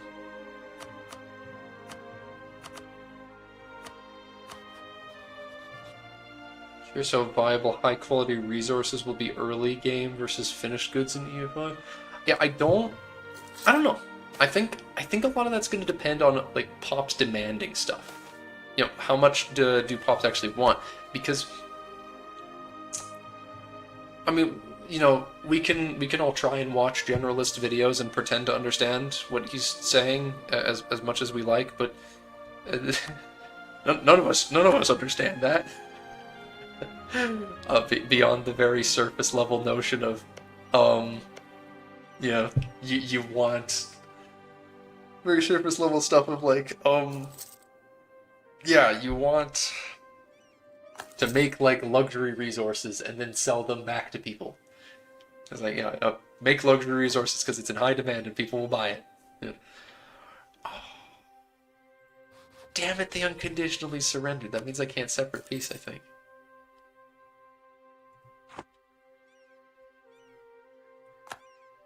I don't remember. I'm pretty sure, but I am pretty confident that, yeah, someone unconditionally surrendered. No? I guess I still can. Okay, whatever. Oh, unconditionally surrender means like, yep, secondary participants can. Yeah, can't though. That's what it was. Alright, but yeah, it really depends on what kind of what kind of place you're playing in, and what the goods you are referring to. I kind of suspect that spices, for example, won't be very important, but you'll have things like... I don't even have a really good understanding of how like the whole cloths versus silk and stuff works, because I know there's like fine cloth, but there's also silk, and I don't know if like do you make fine clothes with the silk and the fine cloth, or like are they interchangeable, or is one just more efficient? I don't know. I just don't know how that works. But I suspect that you'll have things like those resources like silk, where if you're playing in Europe, I imagine that silk would be very useful there, because what little resources of silk you have, it would save you so much money to make your own silk, as opposed to buying the incredibly expensive silk that would be coming all the way from Asia, getting the price up. So I think that okay, the reason I say spices won't matter that much is because pops only have a demand for stuff that they know about. We know that pops get... Well, actually, no. Wait. I think, yeah, European pops should have a demand for Asian spice at game start, right? Yeah, because historically, the Silk Road was, like, also spices. Like, it's both spice and silk that they're trading along that. So theoretically, yeah. It's just that, like, if you're playing in Asia, you're going to be making so little... Like, you have so many pops in Asia that... I just don't know. Because I can't, like, decode generalist brain enough to understand, like, how important it is to have... What is the difference between a country with, like 2 million pops, like you'll have in Europe, where you're like a decent power in Europe and you got a couple million pops, and it's like, okay, yeah. What's the difference between playing a country like that? What does your country need? As opposed to playing in India, where you've got like one province. You're like a 5-location country, and you've got like 6 million people. Like what's the difference in the resources you need? That's one big thing that I'm unsure about. Do you think the amount of spices making it over will be super limited? I don't know. Because one thing, like you got... I didn't see it. I didn't watch it, but Generalist played Venice, right? Like, and he talked about... No, but he didn't... Like, he can't show footage. That's a tough thing. Because if Generalist, when he was playing Venice, if he could have shown footage of it, and like actually shown the numbers, then we'd have a better idea. Because Venice is like... That is a country. That is like one of the countries that is interacting with that whole East-West trade. Because it controls so much of it. North American pop rising up because they don't have access to fine China and 13... Yeah, imagine you're playing... So you're playing like Cahokia, and you've got like a noble pop, and your singular noble pop in Cahokia ends up rising up in revolt because it has no Chinaware. Exactly. So yeah, of course that's not something that's going to be happening, as funny as that would be. But speaking of which, yeah, that's a sort of place where if you're playing as like... Okay. I think what I'm trying to get at is, if you're playing a country like Cahokia, or any North or South America, you're playing in the Americas. You're playing in the Americas, or you're playing just a tribe anywhere, but especially in the Americas, I think that's going to be a fascinating experience, because people will talk about, like, it's going to be brutally difficult once the Europeans show up. That it'll just be ridiculous, unfeasible, as some people have put it. But I'm sure there's going to be a way. People will figure out how you'll pull it off. And I think it's going to be so fascinating because of the idea that you're playing these guys and they just don't have infrastructure. When you're playing in Europe, you're like Switzerland, you're up in the mountains and you don't have as much food production. You just buy food from someone else. You don't have as much wood, maybe? There's tons of wood in Germany, so you just buy from the rest of the German markets.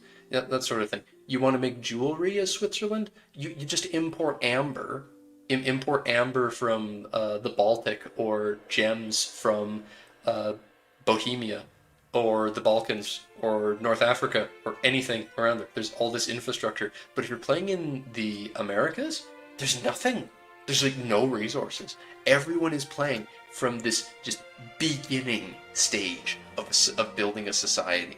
And that, like, okay, the Inca and the Aztecs have like very complex societies and all that, but that's not the point I'm getting at. Is the point that they have the amount of resources they're playing with is so much more stifled. And I think that's going to be such a fascinating experience where you can't just get by on trade. You can't use trade as a crutch to get what you need. You need to make everything yourself, and things you cannot get yourself, you simply will not have. That sort of thing seems absolutely fascinating to me.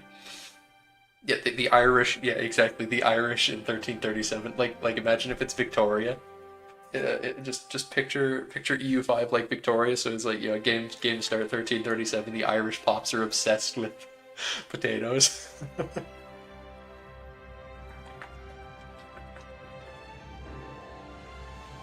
Good times. Think about how they make it impossible for Muslim nations to import alcohol, even though it was and is not as strict as that. I don't know. I don't know enough about Muslims. I just do not. I am not, in fact, aware of the vibe. I think that's an interesting gameplay aspect. Maybe it's not very historically accurate, but part of me, because I'm a modder, first and foremost, I play these games because I love to mod them as much as anything.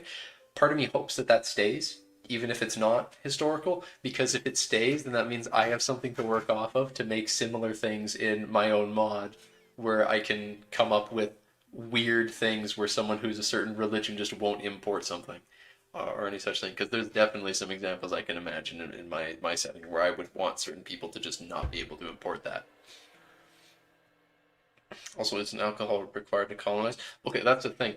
So, Iron Pen, there's multiple types of alcohol, and the one that is banned, there is a specific alcohol that is banned by the Muslim religion in EU5's logic. And that being wine. This is the fancy alcohol. This is the one that the mid and upper class are drinking. Rum, I think, is the other one. It's just there's the lower class one that is used by soldiers and sailors, and the soldiers and sailors still drink. That's the one that they keep. The upper class drink is like, no, you can't. You're not supposed to. That's bad.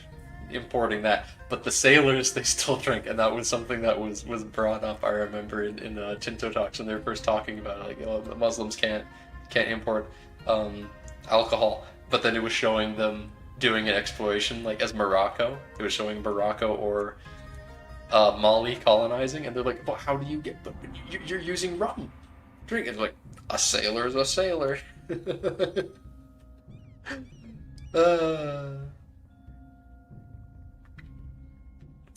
Banning a resource sounds interesting for modding, like opium in China. Incentive to yeah. I that's an interesting idea, because they do still in EU5 have the whole the orthodox versus mysticism tree, or just like slider rather, for Muslims, I think. So you could make it so that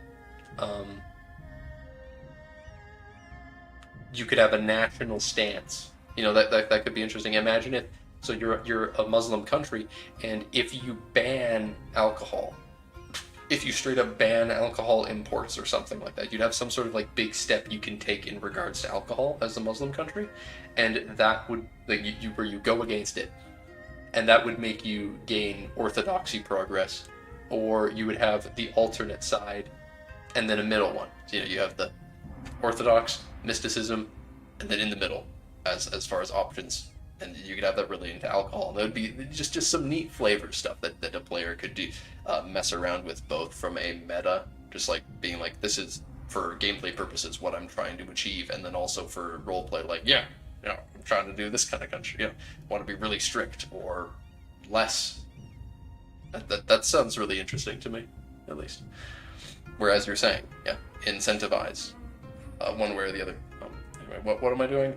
Making peace with Butuan, annex them. Grab that. So now I am adjacent to my dear friend and ally, my most favored friend and righteous ally.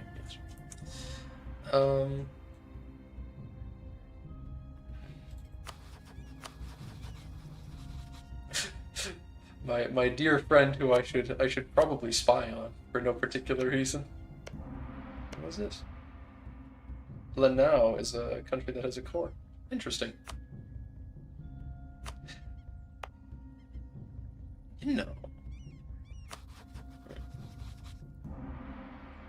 Like the idea of incentivizing and not forcing more player choice and all. Yeah. At any time where you're giving the play, I think. Okay, that is one of the things that always gets me so excited. I just shake whenever I think about how awesome that aspect of EU5 is. The fact that, and I'm sliding down in my chair. All right. One of the things that I think is absolutely amazing about it, design philosophy-wise, is that the game constantly seems to be forcing you to ask yourself questions, and you pick, do you want this or that?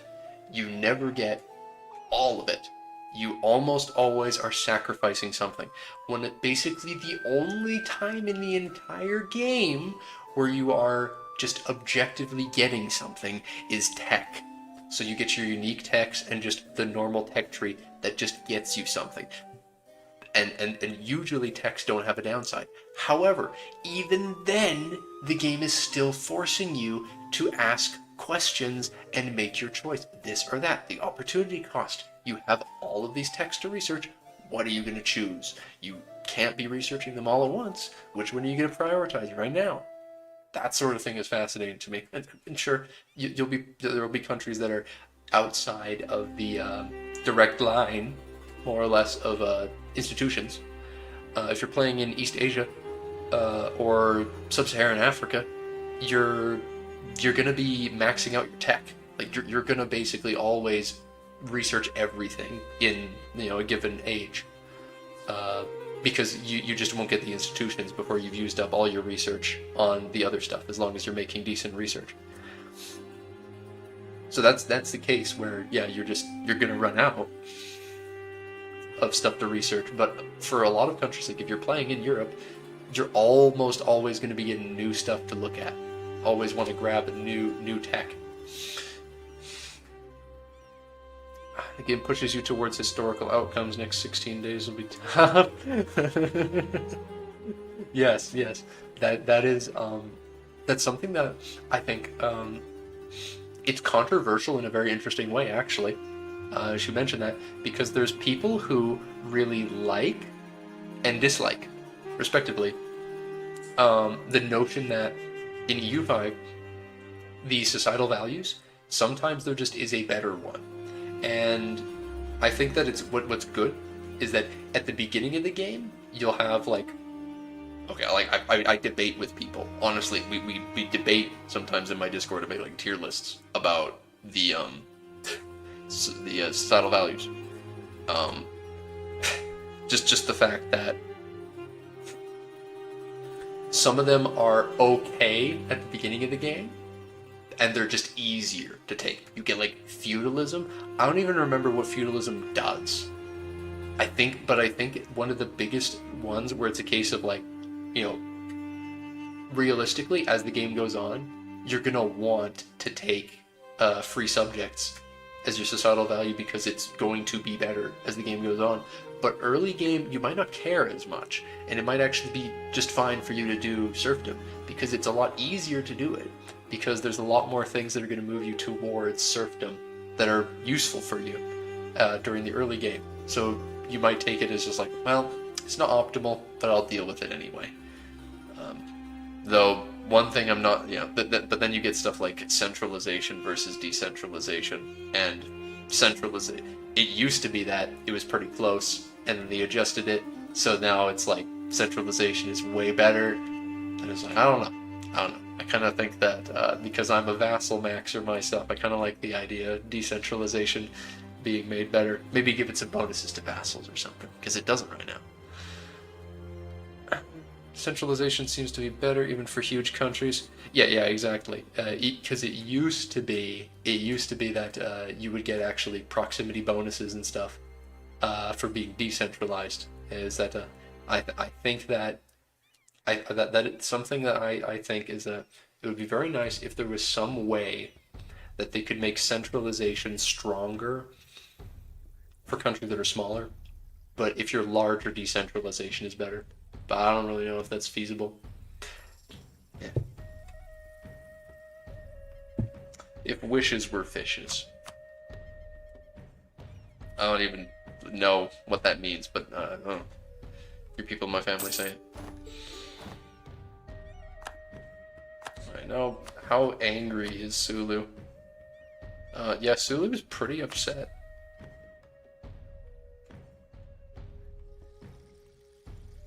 Sulu is a little grumpy, but that's fine. Because, I don't want to play with you anymore.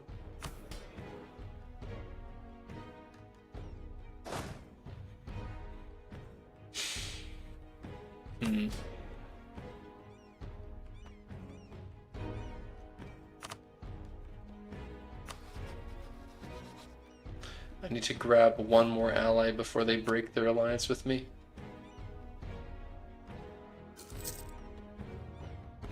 I don't know if that's going to be feasible though.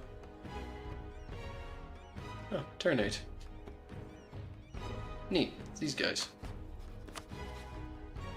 Tidor and turn 8. There we go. Nobles like that. Summon the diet again, and then I can broke Crownland and not cause rebels to show up on some random island somewhere and be really annoying. The only thing Mayo and Tech... bringing up Mayo and... The only thing EU5 is lacking compared to Mayo is... In Mayo, even if you as the state aren't getting money from your pops will invest it themselves. Yeah, so that's something, an interesting thing. Until very recently, that's how it was in Victoria. Meaning, like, until very recently in Victoria 3, if you had poor tax capacity, all of the taxes from your bad tax capacity would just disappear into the ether. It's like your pops would still lose the money, but it just wouldn't go to you, which is really dumb. So instead, what happens when you have poor tax capacity now in Vicky 3 is that the taxes you aren't successfully collecting, they don't just disappear. Instead, they go. I don't know whether it's that they go to a mix of the people, like the bureaucrats who are collecting the money for corruption, and the pops keeping it. But the point is, it doesn't just disappear anymore, and that's something I'm very keen on in EU5. Is that I think that money should definitely stay. It should exist still, because of course, mostly consumer goods and stuff. But I think that's a crucial way that the game can honestly try to it can mess with the player even more in regards to going too wide. Because if you go too wide and you have bad control, I think that that should make your estates stronger, because if that money goes to your estates, there's got to be a way that they mess around with it, because there's the advantage of that, where if your estates are stronger, you can borrow more money from them. So they'd have to work around that, because it shouldn't be helping you.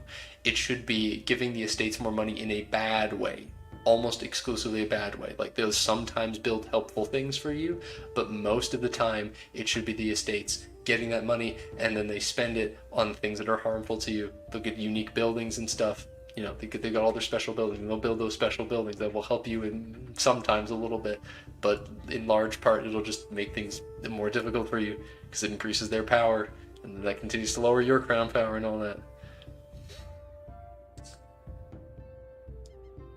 Yeah, exactly. Yeah, the state's capitalizing on you when you're not strong. I think that's something I think would be very interesting. I'd love to see them try to do that.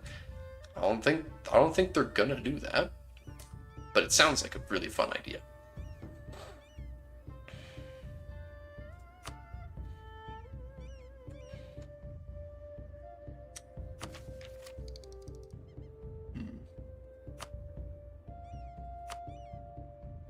Yeah, I gotta take the mill one.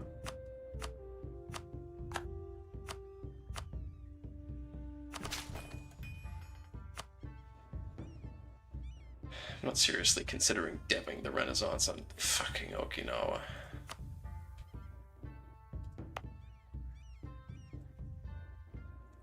I hate that it makes me actually consider doing that. Yeah, it's only 2% dev though.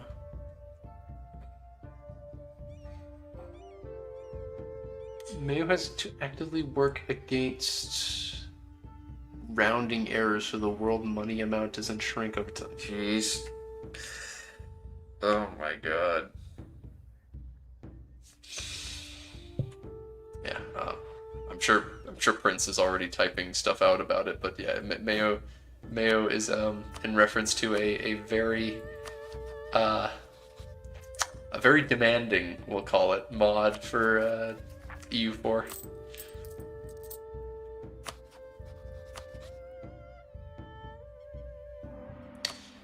I gotta rifle my.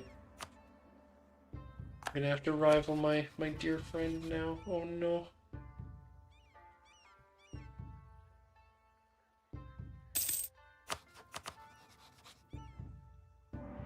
Oh, that's actually good.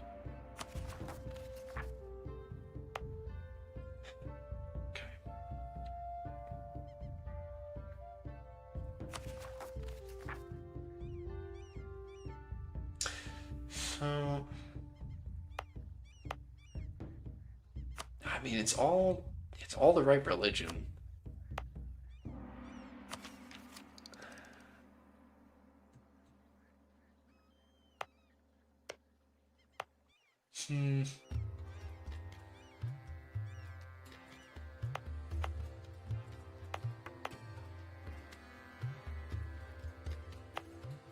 All the right religion, and because Kebu already exists, you know what?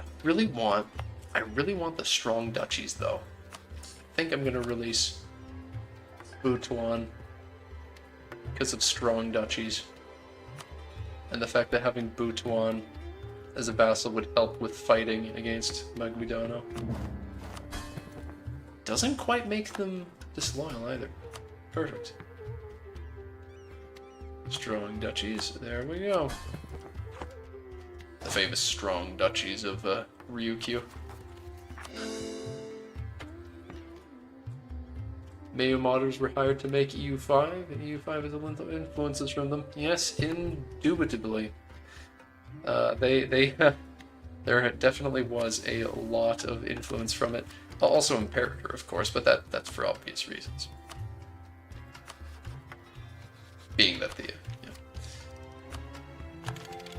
creator, Johann, was the guy who made Imperator, and learned lots of lessons from the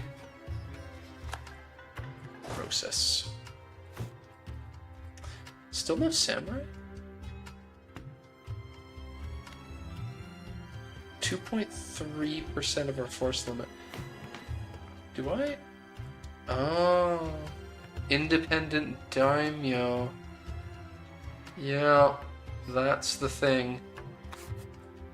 Because I'm on autocracy right now. Would you go? I could have swapped to this a long time ago. That's crazy.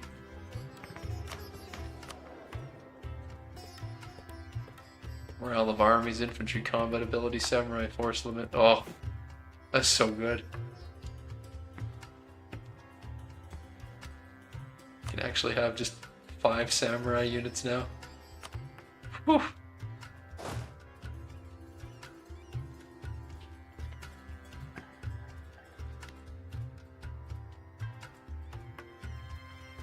Miserluri. I don't know what the Miserluri is, I am afraid. Yes, improve relations with own subjects. And cancel currying favor with Sula. They're gonna break that alliance in a few seconds. Why haven't they?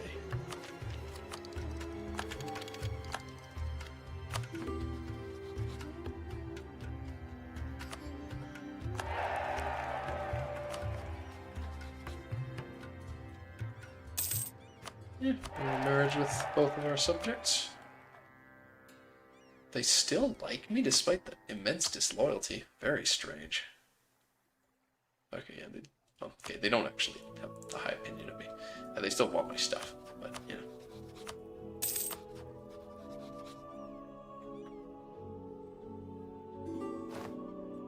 know. How wonderful are my ruler stats? They're so wonderful. My ruler stats are so wonderful. You've reminded me how I love Shitatsusho so much. I'm going to have him drill in this army by himself. I forgot how much I adore him. All glory and honor is his. He's just amazing. He's definitely not a 111 character who I can't get rid of. Oh. In 3 more years I could abdicate. Goddamn non-enforcement of ordinances again. They keep getting more autonomy. Stop giving them rights. Stop. Traditional Greek folk song that's mostly known from Dick Dale's surf rock stuff. What the heck? I'm nowhere near cultured enough for this, apparently.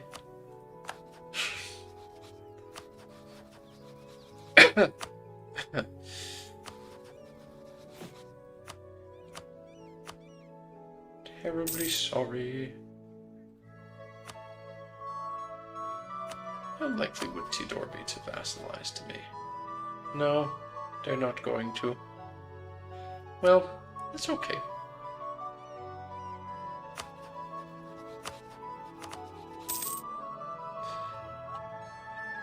Because this is going to... Yeah, this is gonna be my launch pad to success.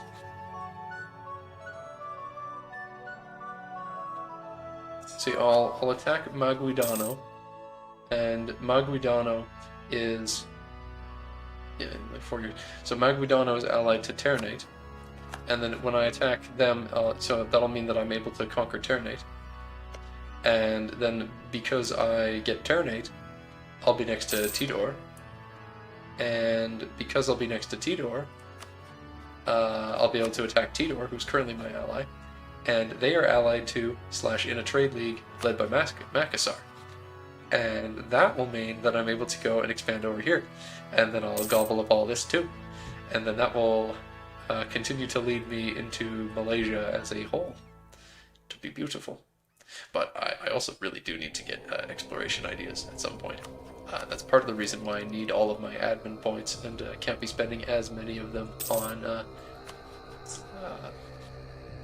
coring as I otherwise might.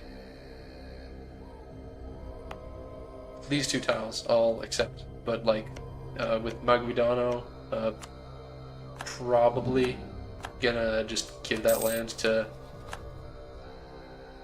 my vassal.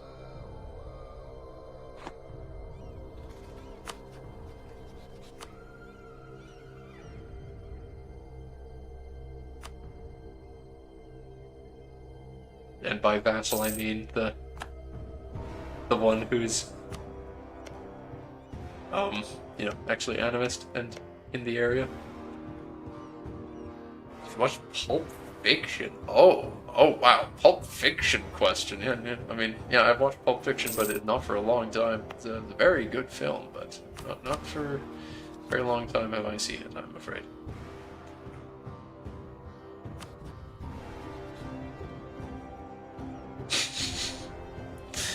Well, if you like Paradox games, it can't be entirely all that surprising that you like. Yo, he died. Yeah, yeah. Classical music just kind of makes sense. Beautiful. Finally, he died of death. Introduce the fishing quest.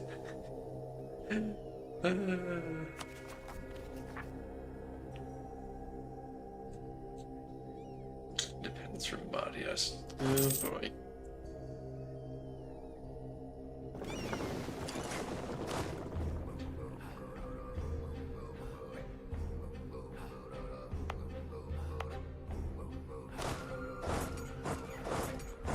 Well, let's start moving the troops back to Marius. Shame that revolt's gonna happen before the autonomy is reduced, but yeah, such is the way of things.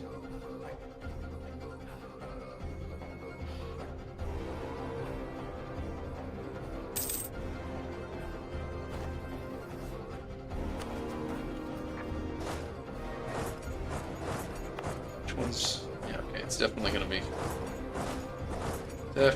Panay. Wait, when am I actually able to annex Cebu? 66, yeah. Fair enough.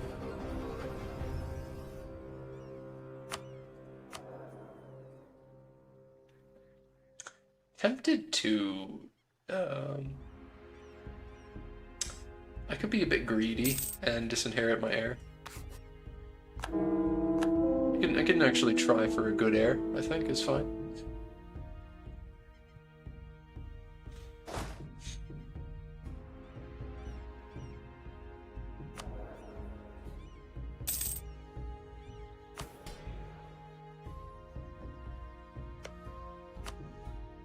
Yep, they've already fabricated claims in their adjacent lands. Yeah, yeah, yeah.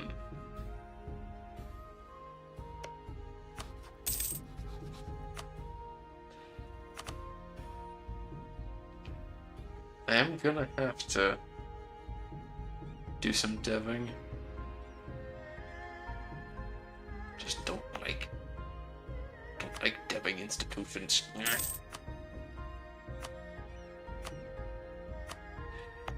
No, it's interesting to think that's still going to be a system in EU5, sort of. I mean, you'll still be able to grab institutions from distant lands, but you still need to actually see the land.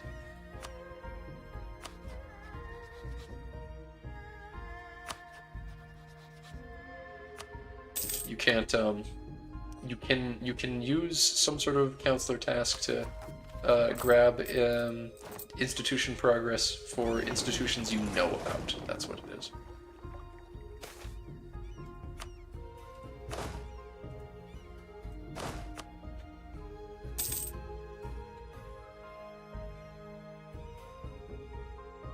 Also trade. Yeah, yeah, you're right. You're right. God, why is it so good? Why is it so good? Like,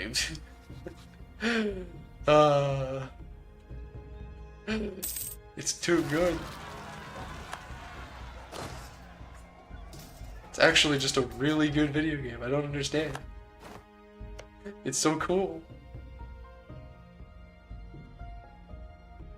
There's something going on the day EU5 comes out.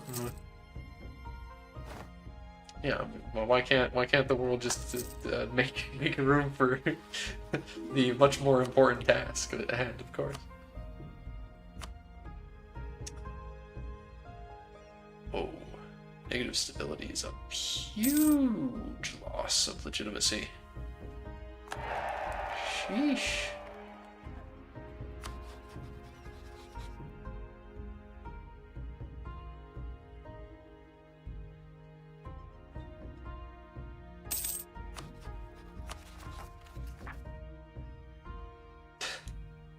Why does it take so long? I just want them to be cored. And once that's done, I can spend my stability.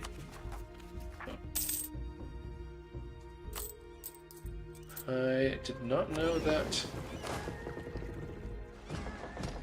Tondo was also about to have revolt funny times.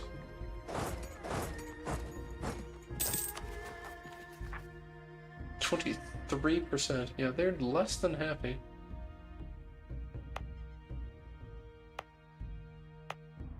I mean, it doesn't help that I decrease their autonomy, but you have a heart. Good, caught them just in time.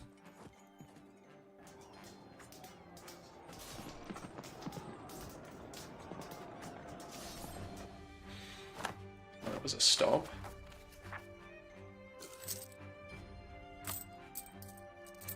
There we go. Spend some admin to reduce inflation as well.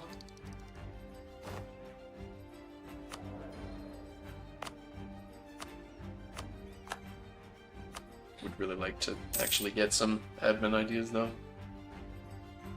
It's gonna suck having to core all this.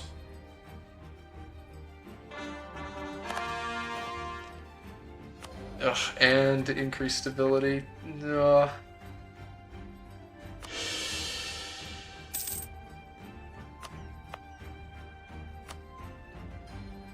Yeah, gotta make it a state. Oh, so much cost.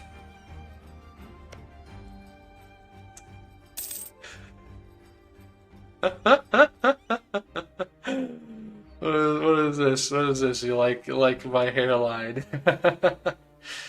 What a grand compliment indeed.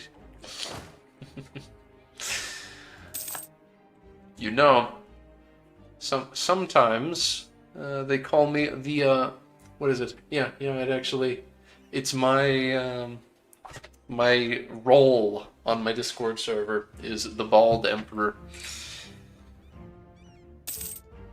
It's mediocre at best. Yes, yeah. Of course it would be you that says that, Lex. 5, 6, 7, 9, 9 again. But on, yes. Should be called on.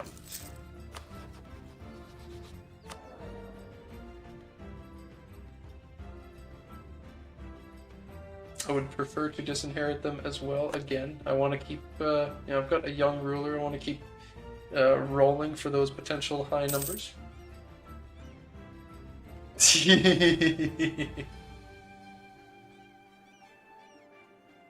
Yes, I should. I don't go eat fast food, but I should clearly go to Burger King just so I can get one of the Burger King crowns, and yeah, then I'll have. I will properly have the Bald Emperor fit.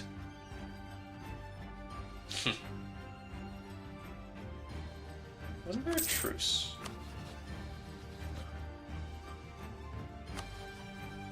There was a truce with someone that I had in mind that was expiring in 4, but no, it's 5. Like Guidano is in September of 65, and oh, same with Butuan for the same reason. Why am I a Grand Daimyo? Oh, because I'm a kingdom. I didn't remember that Ryukyu starts as a kingdom. That's so funny. A Grand Daimyo, a great title. Yes, Lord Shinsho, the Grand Daimyo. He's independent. Not even a part of Japan. I do gotta start recruiting those oh, you have to recruit them in your own cultured lands, of course. It's a good thing that I still do have some. Much Filipino titles here. And no, when I start colonizing, it's gonna culture convert the places I actually colonize, so it's probably for the best to culture convert Filipino culture. keep something like Javanese or Bornean. I don't know. Yes, yes, you do have a reputation already, Lex. I remember people. Yes. I remember people, and I form opinions, yes. Yes, thoughts even, sometimes. If you're lucky, I might form thoughts about you.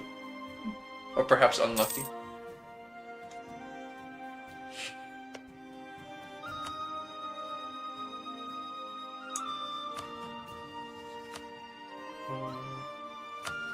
Wasn't... Yeah, again, it was 6, but...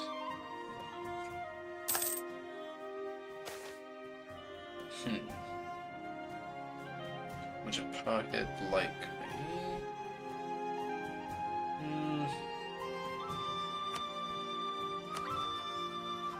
Yeah, just improve relations with Machikai for them then.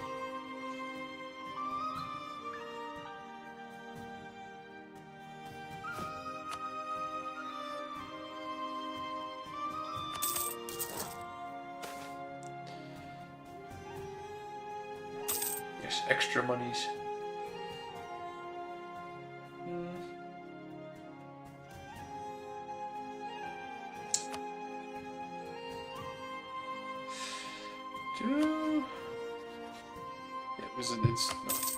Turn 8's not that big of a deal from a military standpoint. It's going to be their navies. These two boys' combined navies will be a problem.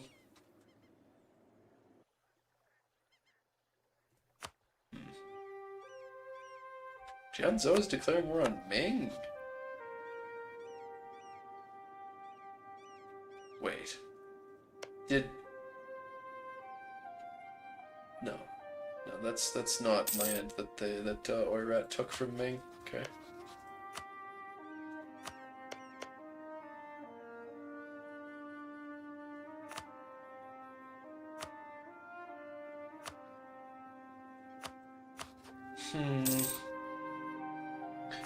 Why did they... It's just Jianzhou. They cannot win that. 31 mandate gives penalties, but it's not that much. Shock damage received is pretty bad. Not good, but... Well, what type of tile is this? Plains. Oh, why is it discipline? Horde unity. No, that's no good. Oh well. Would have been funny if Ming had a bit of an oopsie, but at least not yet. Oirat's actually having a good game, if only they. Yeah, Mongolia is their vassal here. That explains a lot, yeah. They're having a very good game, so if only it was them that attacked Ming instead. It would have been cooking.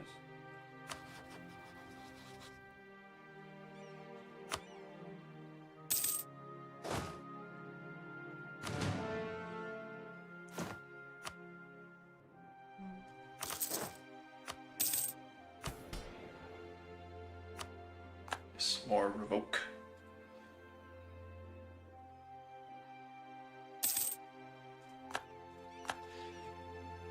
Truce with Maguidano is done, so we're gonna start paying for the troops and stuff.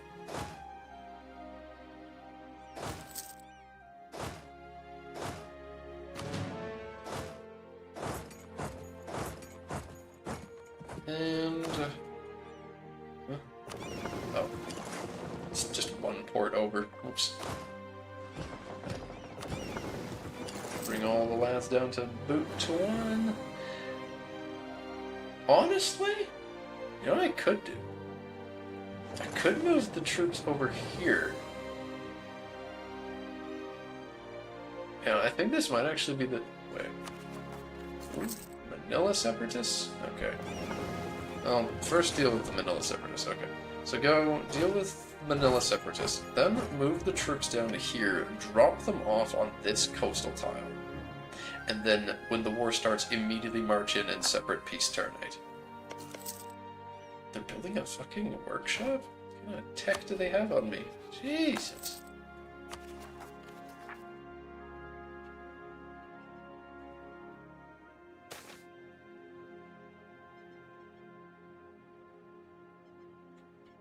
the heck is his Yama culture? Admin and Diplotech cost for a bit. That's good.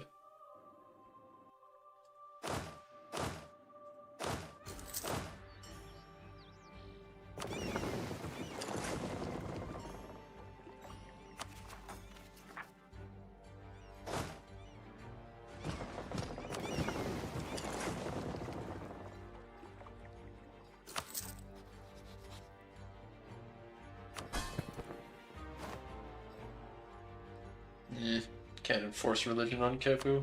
They'll freak out. Is he 100%? Not the right religious family and all that.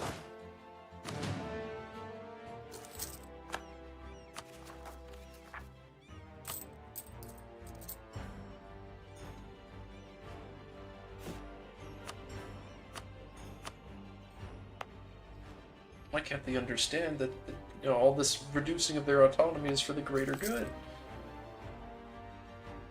Stop getting this non-enforcement of the ordinances thingy. God damn it.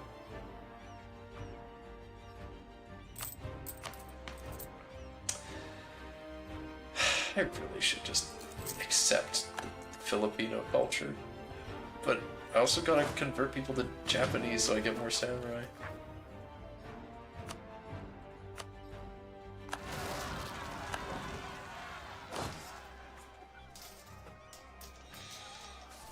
Let's provoke the revolt. Let's get it done with. Not gonna have many troops left for the mercs. But, yeah, that's okay. They're just the crappy mercs. Oh good, there's no natives on this island.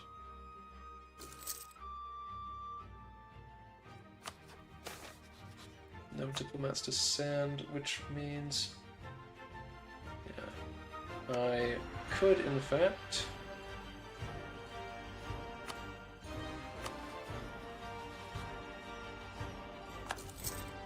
could in fact annex Cebu.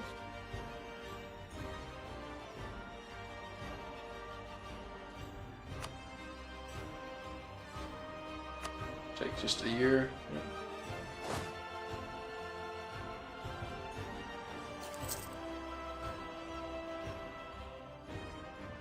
Got no use for them now.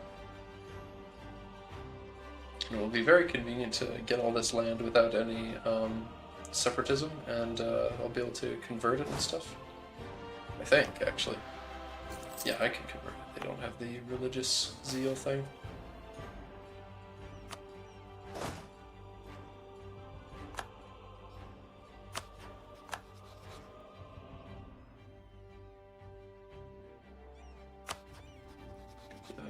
Spy network for siege progress on Maguidano. This would be nice to have.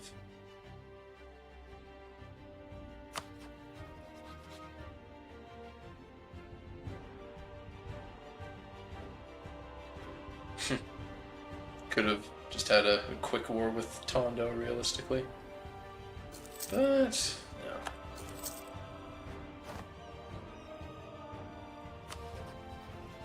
Time for that has passed.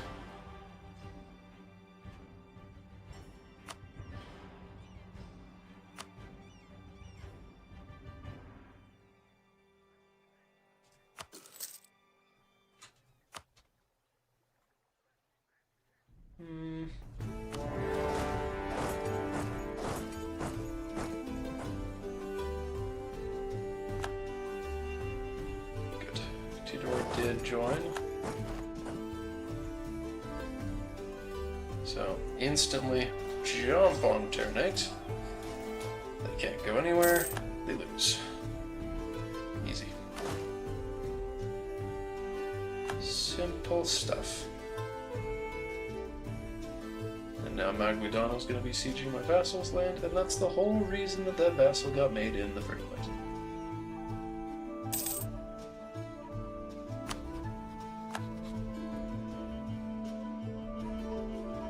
So now I'm also going to give them the rest of Maguidano's land so that they can, help govern that and let me subjugate it without having to use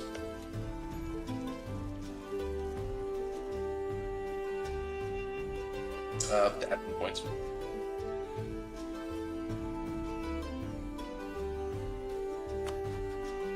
But now that we're at war, Kepu's actually building some troops.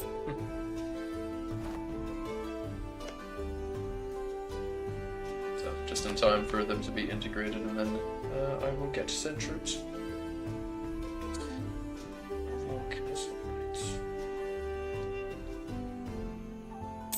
Probably gonna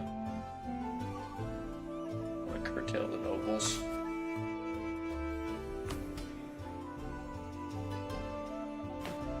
Plus, having more manpower is really nice. For Cheltenham for now.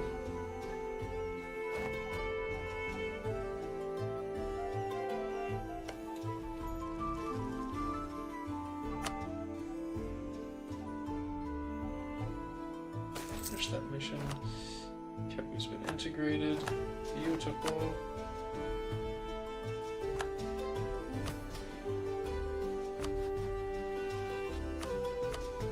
Spy network.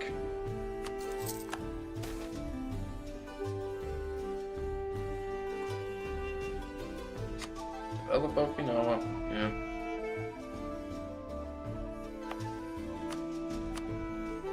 This is just the way it is.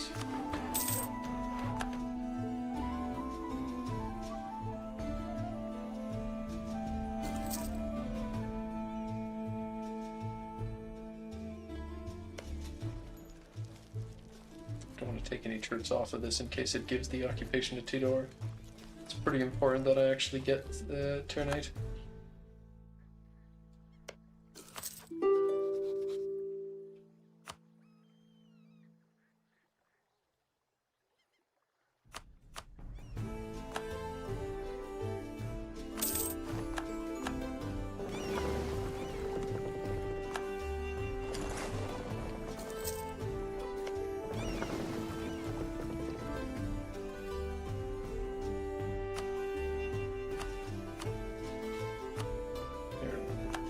Where I actively do not help my ally because I want to kill him shortly.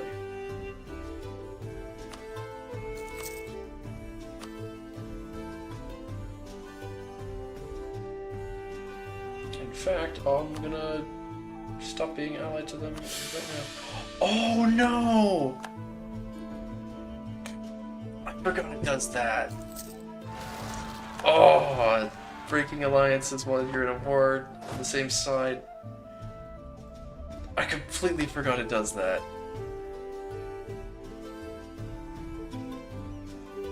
Oh, I spent so much... Oh, I was trying so hard to not be losing stability. I need all those admin points. Still at admin technically. Oh...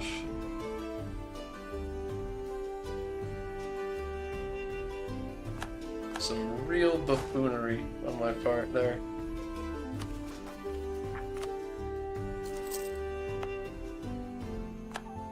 Now Ming's demanding admin points. What is this? What is this?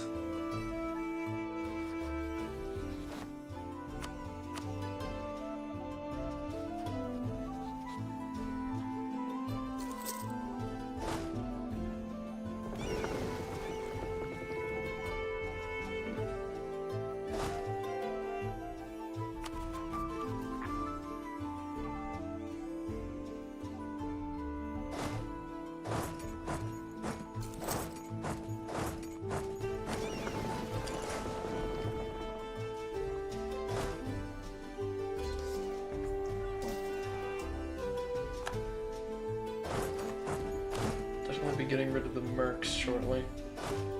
They have almost fulfilled their usefulness. So they are completely out of extra manpower.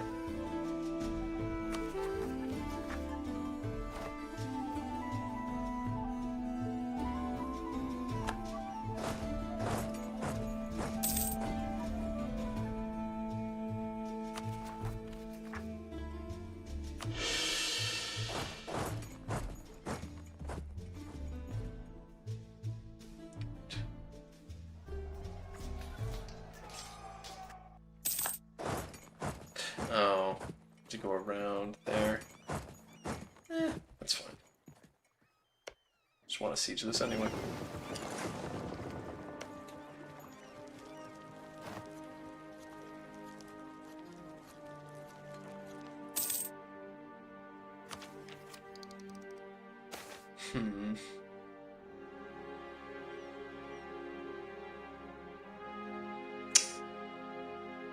Don't want to just assault it either, though.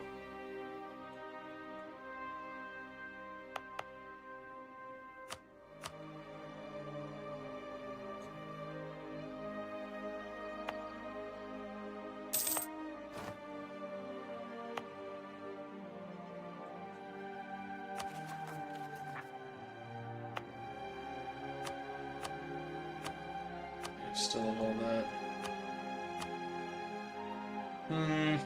This is gonna be terrible, but screw it.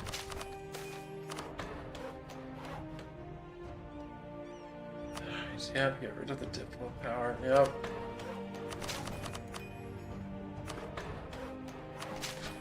So much development's used up. All those points gone. What's it for?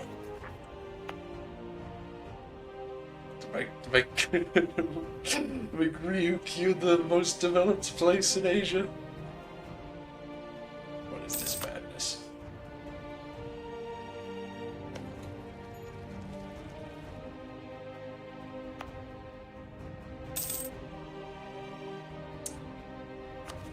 So, the goal... Oh, it's top there. Oh well. So, once this war is finished, I'm gonna hopefully have enough spy network to then fabricate a claim on Tidor, who is apparently colonizing. Okay. Huh. That might change my plans a little bit, I'm not sure. Okay, so I wanna fabricate a claim on Tidor.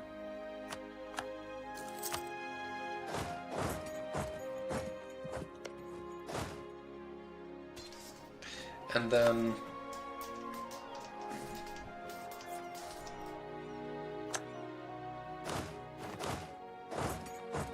we'll fabricate a claim on Tidor and then attack them and I guess now vassalize them instead of kill them because they're colonizing.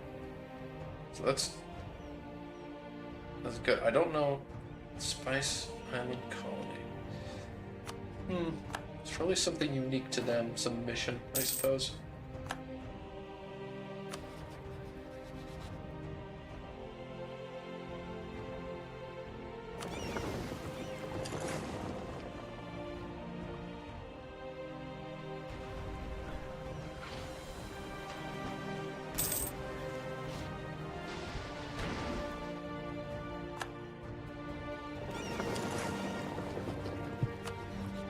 It's all in this war.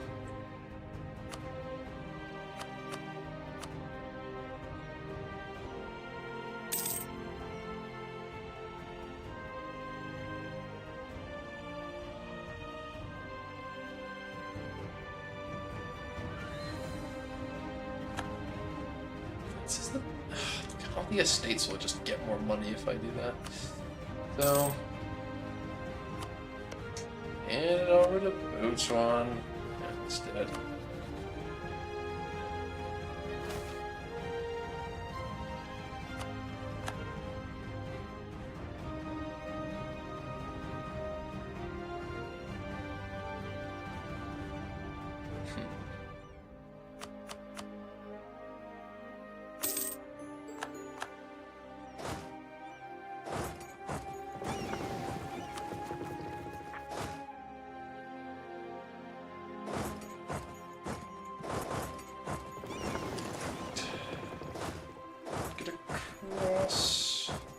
No.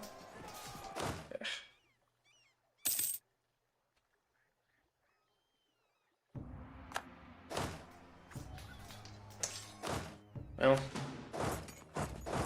just trying to get rid of those merc companies anyway. No way are they actually winning. Damn. I almost feel bad for for disbanding that merc company now. That was some real work.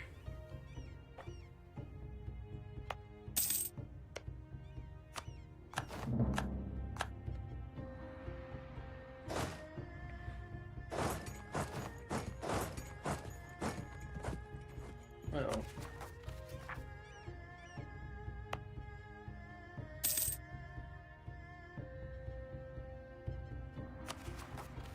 Yeah.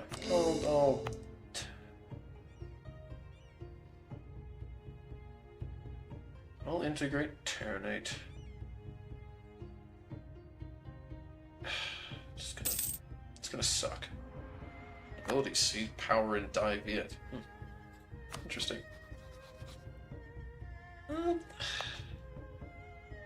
What is the tech right now? 4.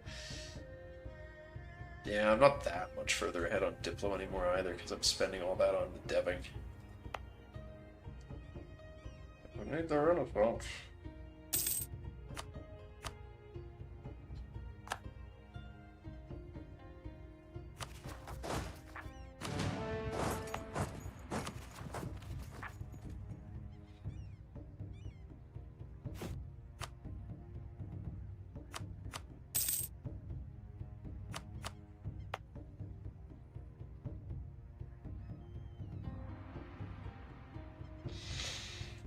Really hard to convert that.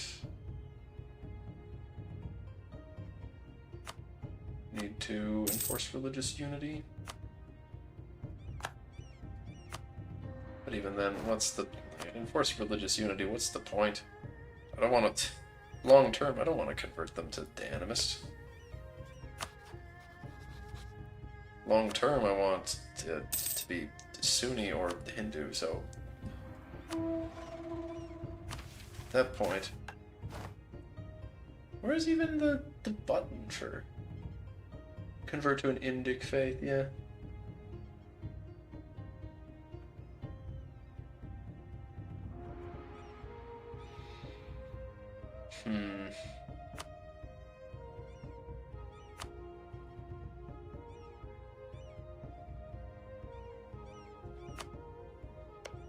I want Sulu, though. Don't know how I could accomplish that, though. There's no real other Muslims easier for me to grab.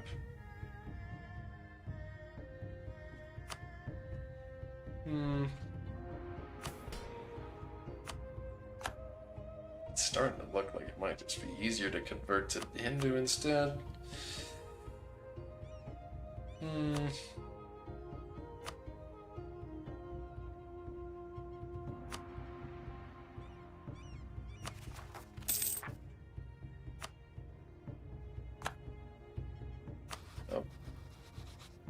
Oirat conquest of Ming, but Ming is winning, so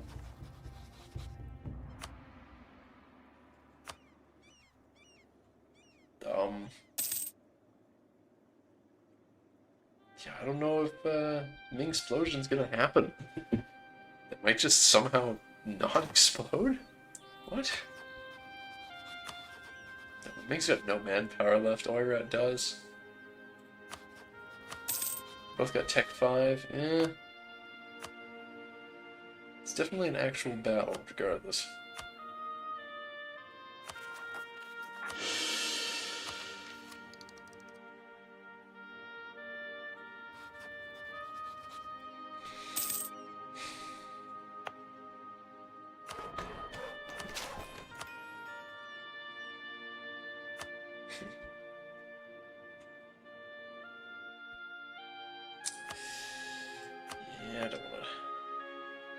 Don't actually want to use force religious unity after all.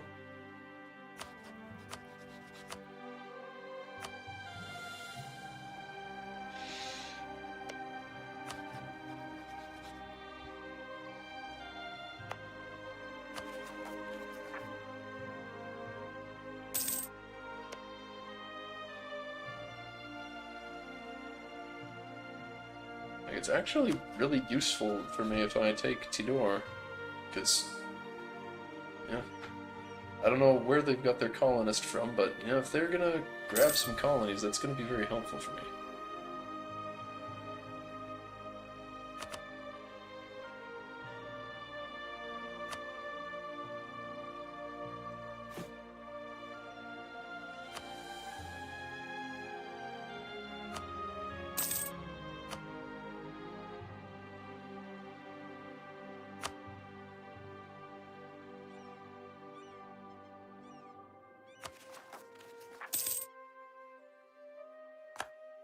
Rise up, damn you. Rise up, storm cloaks.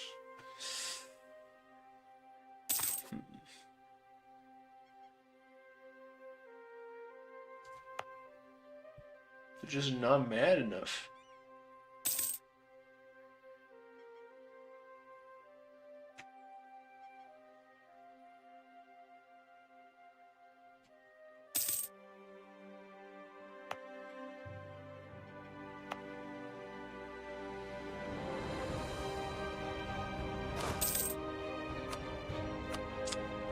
Fully anticipated for them to revolt as soon as my general died.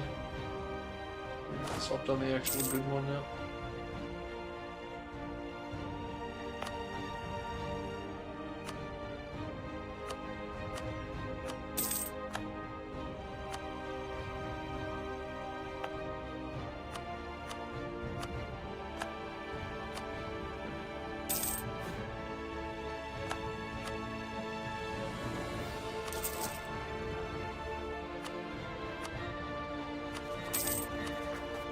Shin is infertile and a babbling buffoon. Alright, I'll just take his first heir, man. This is fine. Jeez. Why these guys have to be so bad? Oh. Stop paying for the actual army.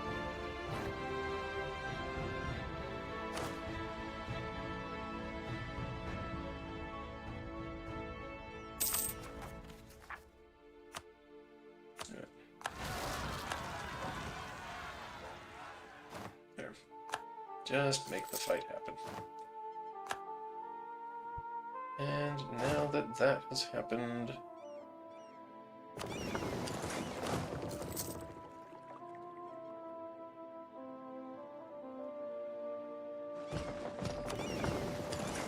bring the groups over to Panay.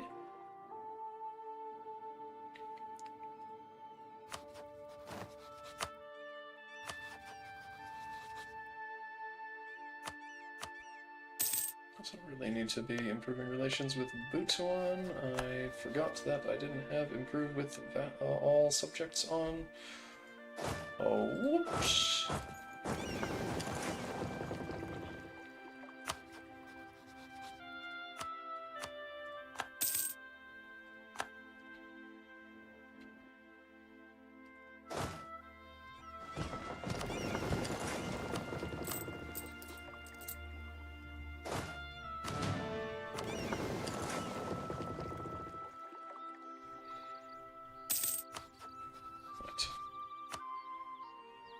Let's go.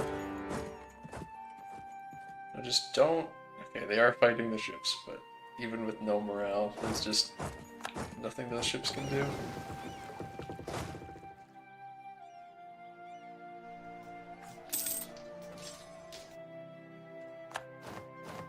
Yay.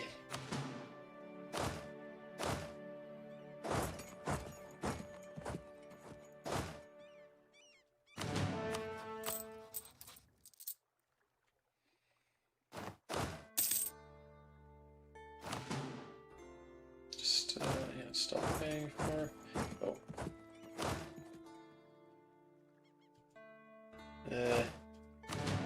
Oh. Hey. Age ability. So... not higher developed... I mean, I want colonies, but... the ability to... because, like, everything's coast. Everything's coast here, so...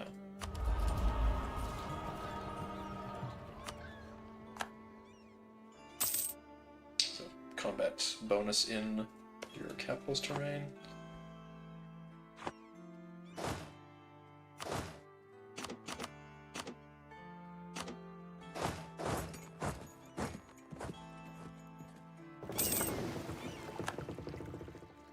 Truce with Tidor is over. Perfect. It's all coming together.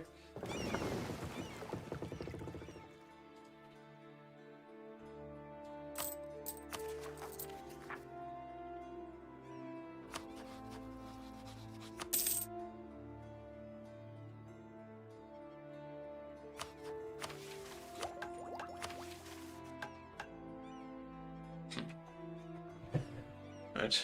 So once Tondo's done, then we'll take vassalize Tidor, because again, don't know why they've got colonies, but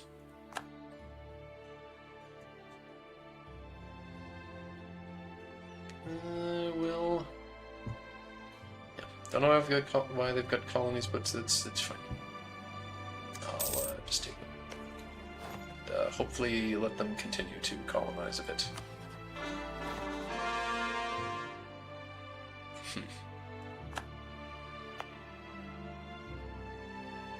No idea why. Other than just probably some special mission of theirs.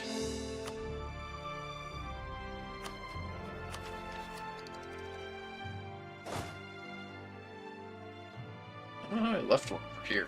Weird.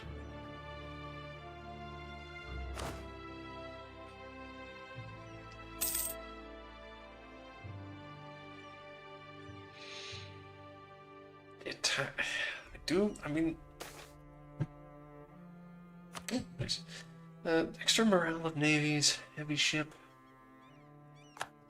That all sounds nice, and it is unique, so it feels like I should take it, but also trade ships being better. That's it's hard to pass up. Just having a better trade ships. I'm not doing a whole lot of trade ships right now, but long term, I'm gonna be trying to yoink a ton of trade from Nippon. Realistically, I should move my capital to the Philippines shortly. Then eventually the trade capital into Malacca someplace. Just have a ton of trade pulling power is the idea.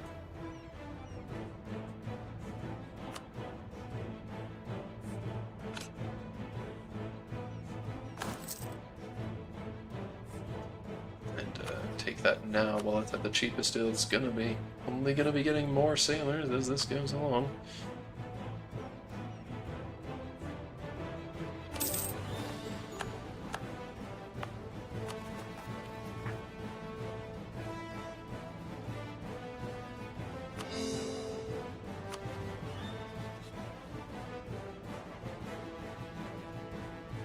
You sure don't like me because I annexed a vassal? Oh no.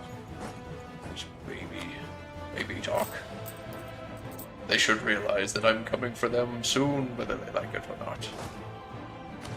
Just accept their fate. As will Tidor shortly.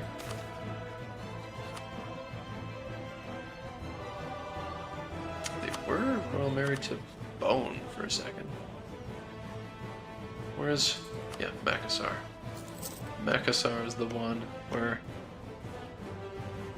yeah. So subjugate Tidor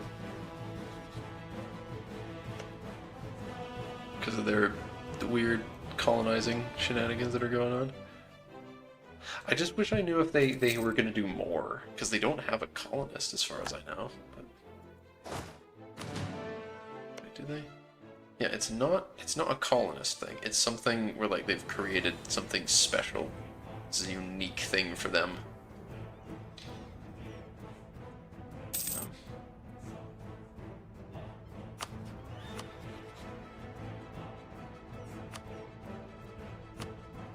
Being demanded extra tribute from me. I'm not paying them all that they want. Then that's bullshit.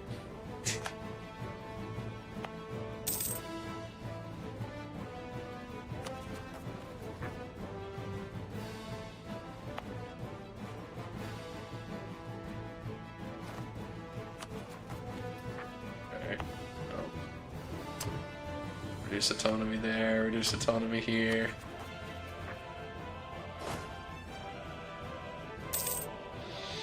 First we'll go make the Kebu rebels rise up.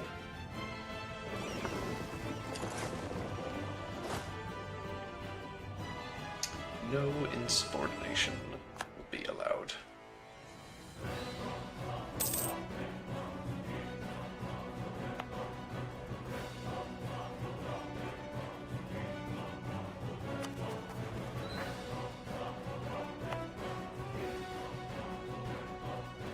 Slowly getting closer to being able to start culture converting.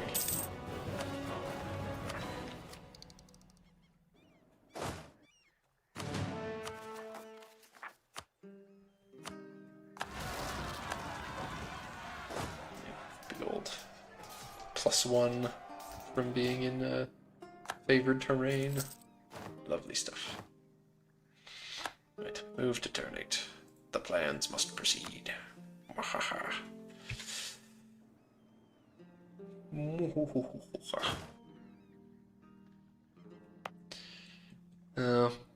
Not exactly making it easier on myself by debbing in Okinawa. It's gonna just make it harder for me to move my capital out.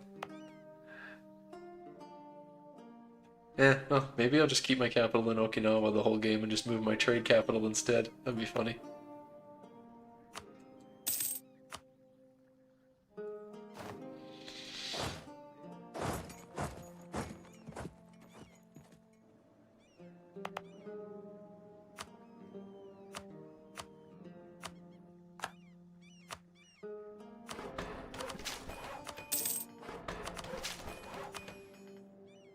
Getting closer to the Renaissance.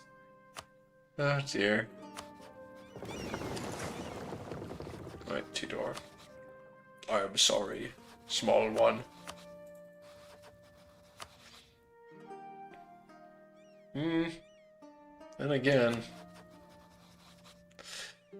I think I was about to make a mistake.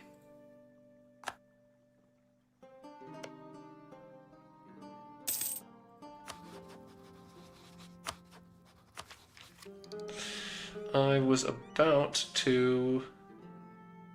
Yeah, I need to remember I learned this lesson before and have been... Yeah, you move onto the land next to the secondary participant. Because this way... Yes. Oh, traveling minstrel. Very, very good. But this way, move all the troops over here to Makassar. And then you start the war. Stop asking for so much money, Ming. I'm just gonna leave at this rate, man. You're not passing any celestial reforms. This ain't... Okay, well... I don't know if that's... All members get possible advisors. Okay, well, that's... Yeah, that's actually kind of... I don't mind that, but it's not worth the cost yet.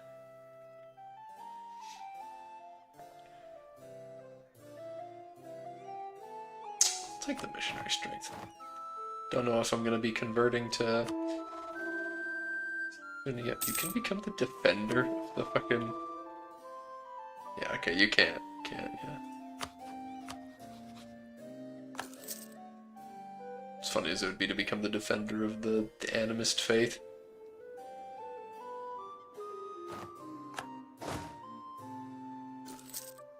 But, yes, shockingly, truly, no one would have expected that the animist religion is not an organized faith. And as a result, you can't... Divination... Religious sacrifices, what the...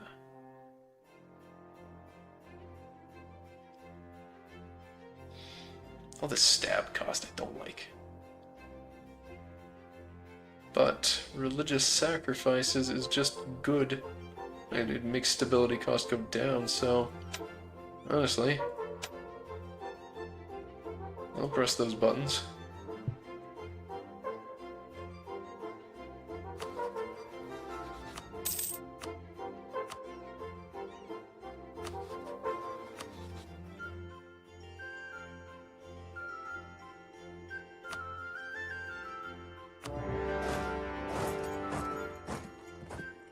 march. Yes, wipe out their navy quick. Come on.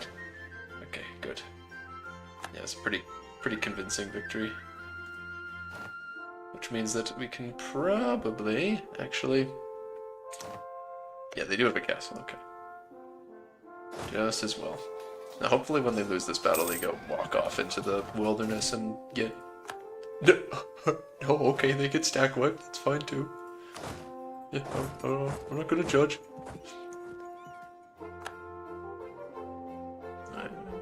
So, this really damn. Oh, fine. This really morale damaged navy. I just really wanted to. It's not really gonna work so well anymore because I had to wait a little longer. Really wanted to just get them kicked out right away before they got time to replenish their morale. They just get obliterated by my actual fleet.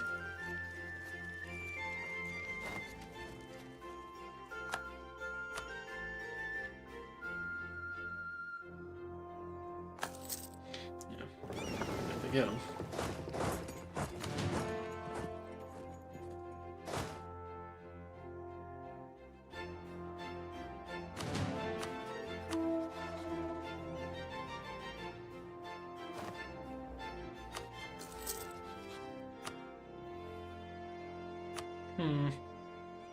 It's gonna be really tough to actually fight Brunei unless I got more friends. They are pretty tough.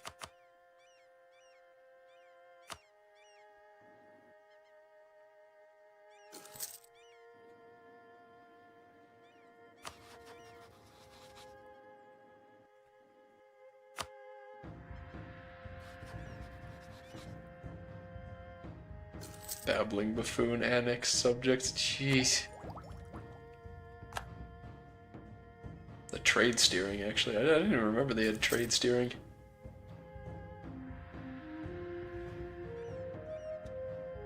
Trade range, trade efficiency, tech cost, and manpower recovery. Yeah. Trying to stop asking for stuff for me. I can't afford this. I gotta sell land now. Look what you're doing to me.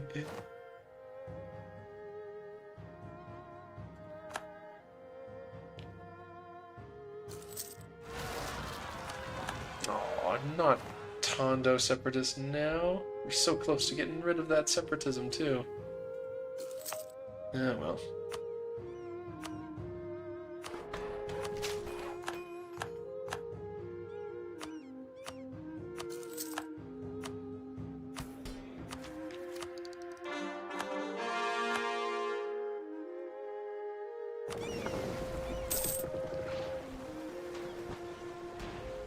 Oh, wow. Beat their navy here, too. Alright. No. Okay, but the point here... Cannot take it because Ryukyu can't make it a core? What? I can't? Who said I can't? This is out of my coring range?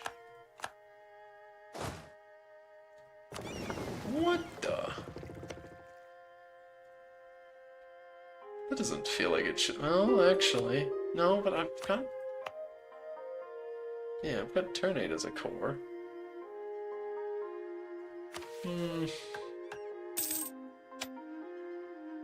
Not entirely sure what's up with that.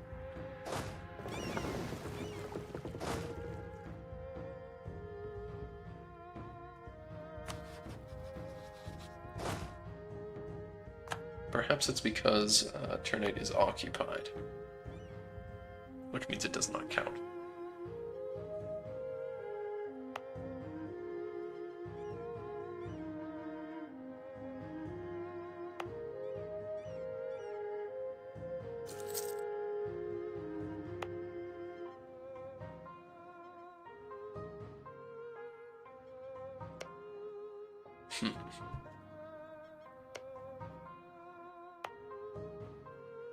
Yeah, they did actually finish the workshop there. Nice. Before I took it.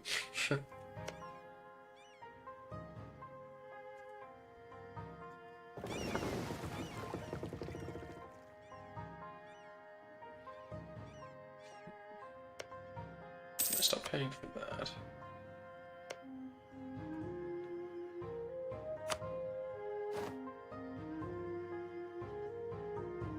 No. Need to deal with those. Yeah, they're 100% gonna take that. I can't stop them. So I'm gonna have to take a tough battle against a powerful army there.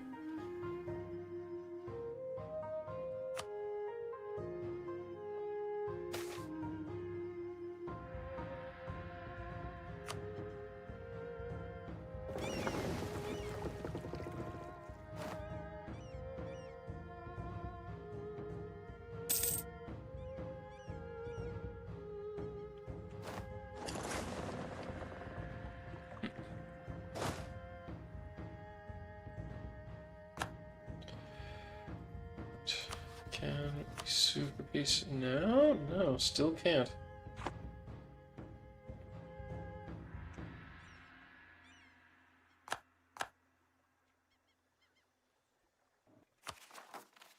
Well, in that case, it might instead be a case of,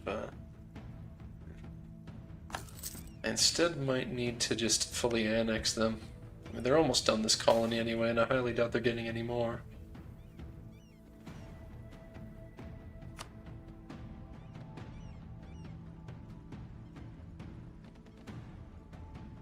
So fully annex Tidor, then yeah, get Makassar. They have permanent claims on these? No, they're just normal fabricated ones. No, don't make my heir fall ill after all this time. That is just cruel.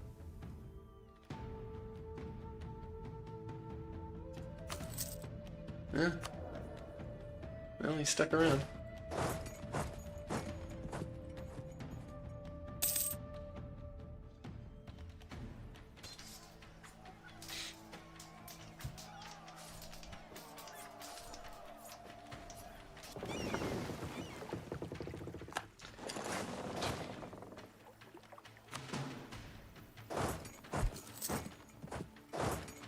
Troops, go and siege all the rebels. Eh, there we go, finally. First tile that can be converted to Kyushuan.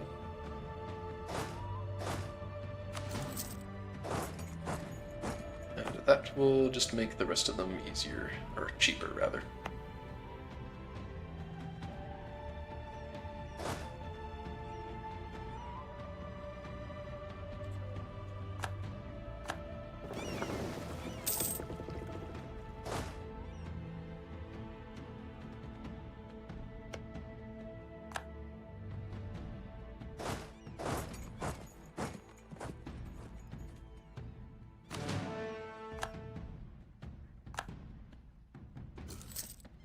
Brunei is sieging Tidor? What?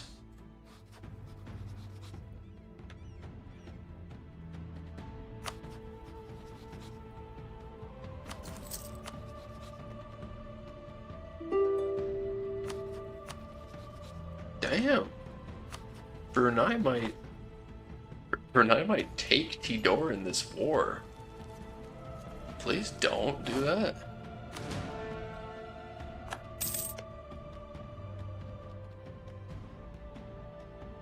That would be most inconvenient if you did that. And I had so many opportunities to not let that happen. I say so many opportunities.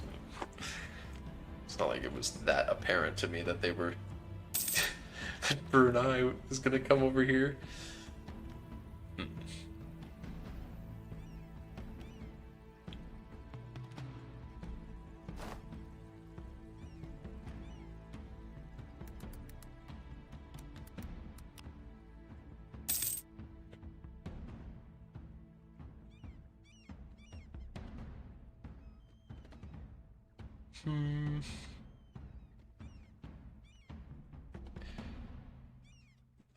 Trying to see what I don't remember what having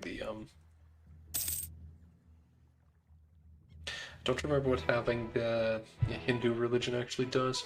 Hinduism isn't what gives you the estates, right? And you pick your patron deity. Which gives you, yeah, gives you your national bonuses.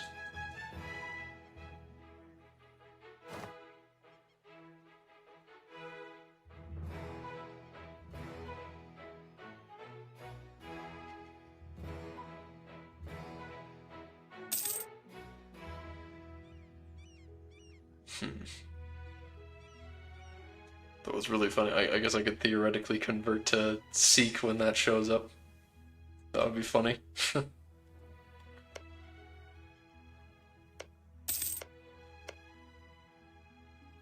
Oh, they made peace. Okay. Perfect.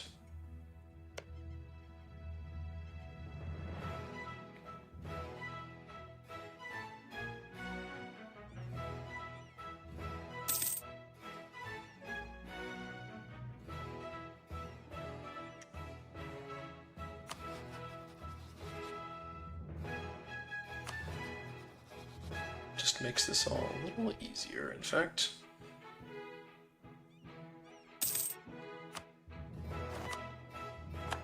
They actually... What the... Uzbek is here now.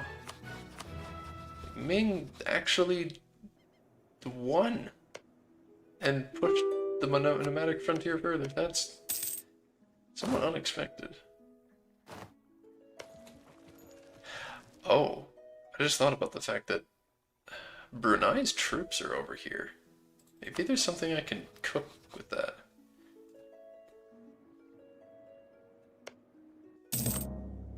War for the Emperor against Ashikaga?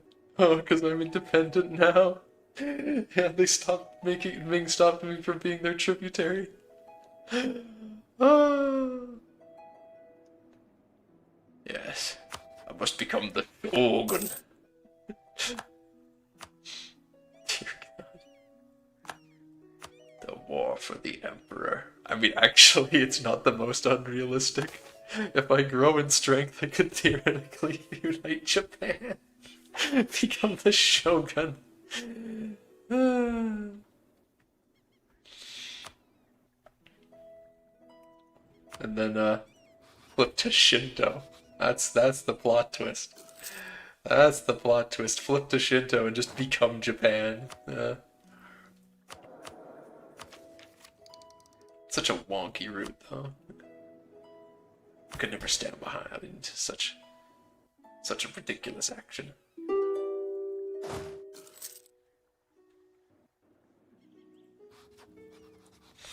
I mean, what are the bonuses? No. Nah.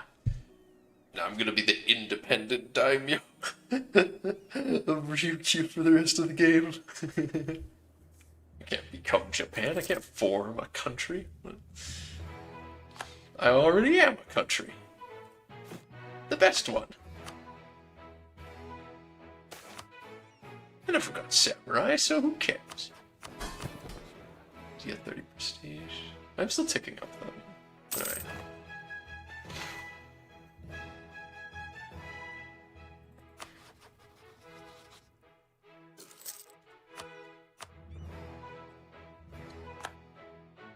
Let's locate some claims here.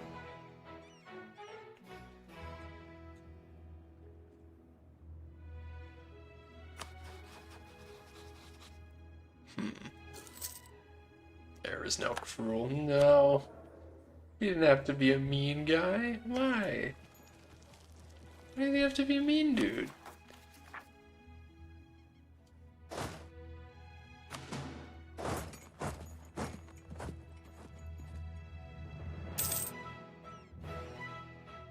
Gotta make sure to stop those Ternate rebels.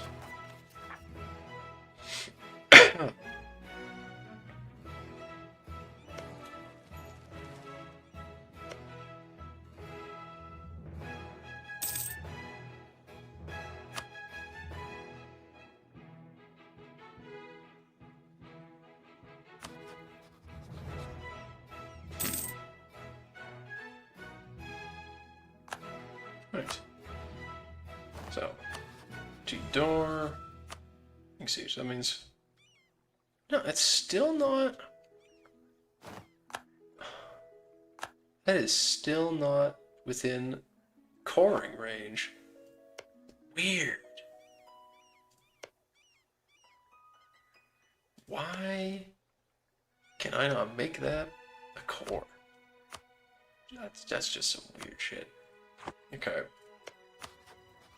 Instead, then,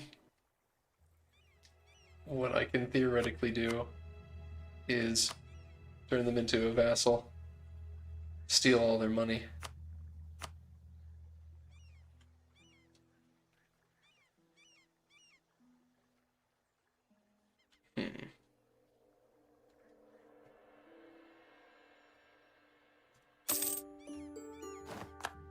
Oh, I didn't even think about the fact that puts me in control of another war.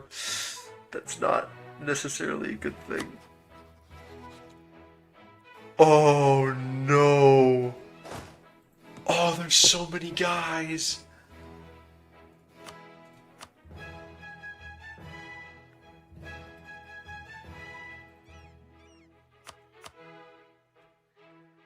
There's so many guys!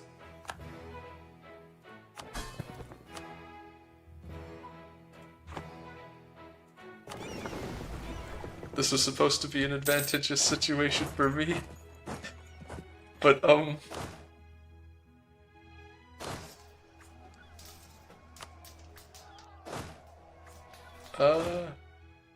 that's my samurai too.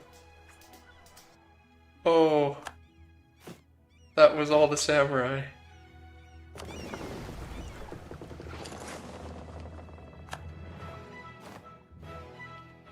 Okay. So... This is a little inconvenient.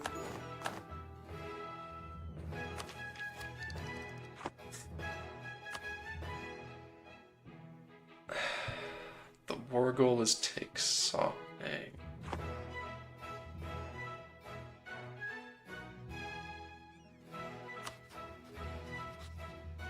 I can't take and hold the war.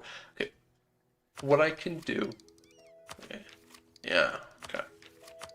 Embrace the Renaissance now with all that cash. No, admin. Take all that shit.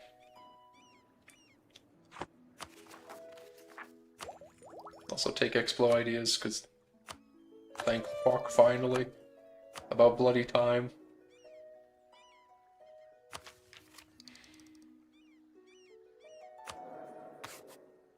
And focus dip as a result. That's samurai calf. Okay. Yeah, and the colony finished just when I got it. Ho ho ho. Truly, I am the only person who has a core on this, despite all the separatism. Alright, so theoretically, these guys are just gonna fuck off in time. Like, they're gonna take their fleet and move elsewhere. And I've got a ticking war goal. Because they don't have Sopang.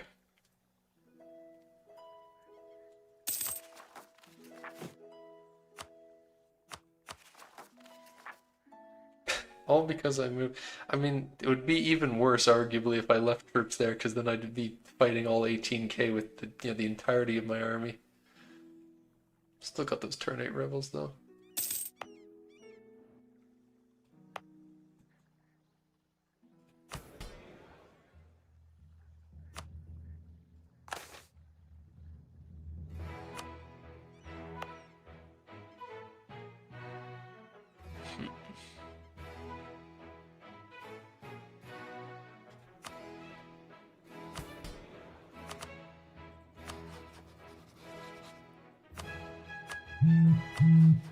What is Kutai even doing? They're in this war, but they're not doing anything.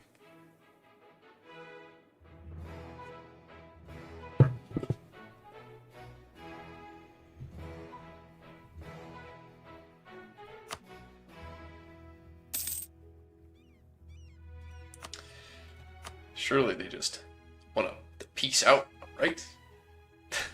just end the war, nice and just we all walk away. Be perfect.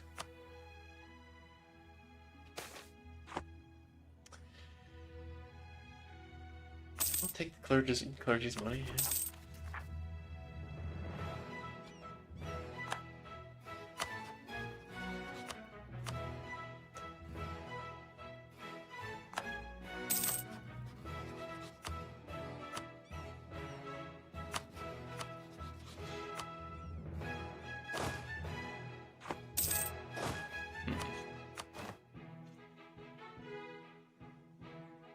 I am not confident in this war actually ending.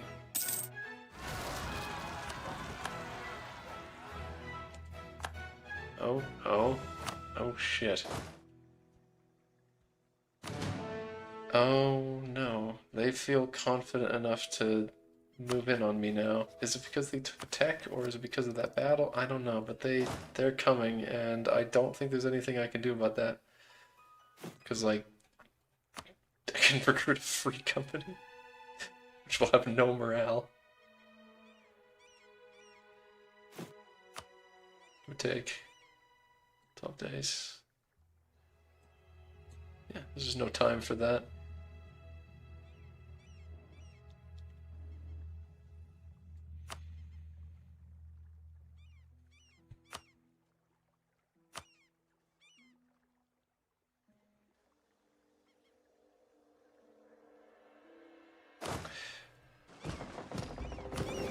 One thing I could probably still do though, if they move to attack me here, I could probably just put the troops on the boats, go out into the sea, and start this fight. And then in the most haggard maneuver possible, I could totally just retreat. No! It makes me retreat back there! This is so dumb. This is so dumb. This is so dumb. No, why is that how this game works? No. Why?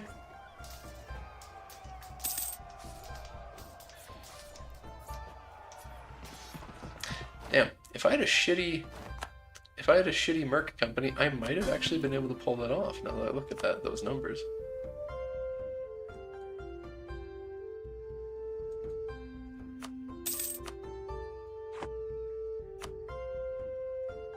Nice looting all this shit. God damn it.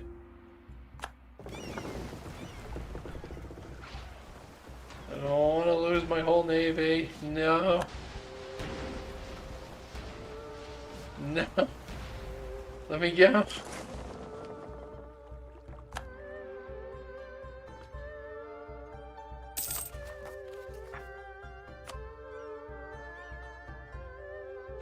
Oh, that all of that wasn't the best for war score.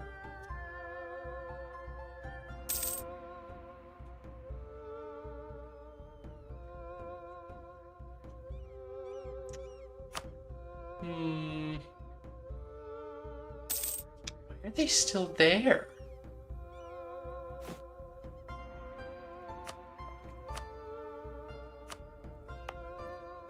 Okay.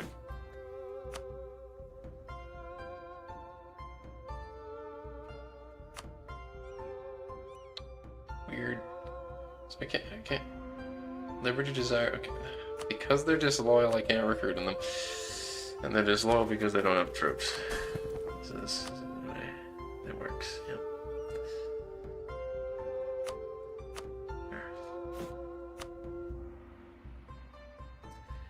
Recruit. Just a dude. Maybe even two dudes. Recruit a couple guys. And then we do some goofy shit. Actually, well, goofy shit could just include attacking Bone. I could recruit the troops here. Occupy Waho. Wait, no, but then I can't. Like, I can't move mercs that size out. It's just too many mercs for the boats. So the best, most haggard plan here.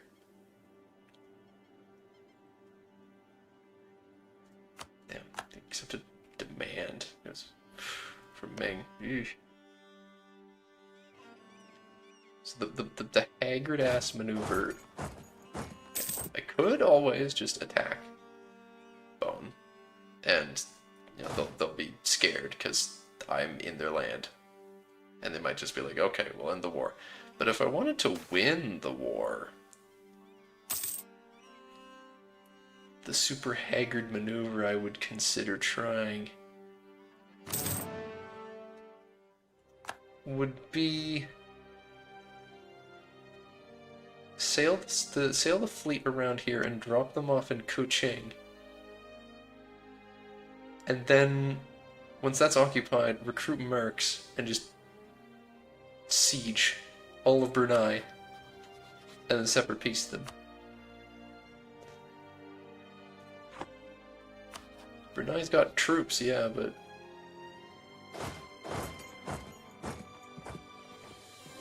not like all of them.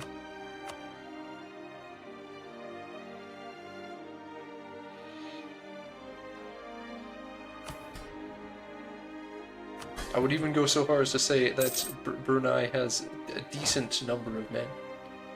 A sizable proportion of individuals. Oh, yeah, okay, well, I'll support this attack, yeah.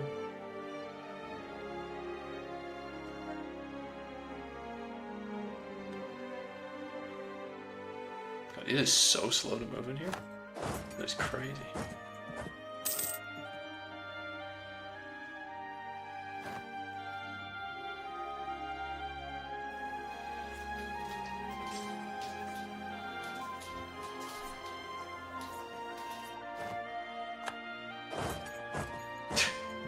Let's just ping-pong Bone's army around the place for a little bit. Just grab some extra war score, why not? Quest for the New World, maybe.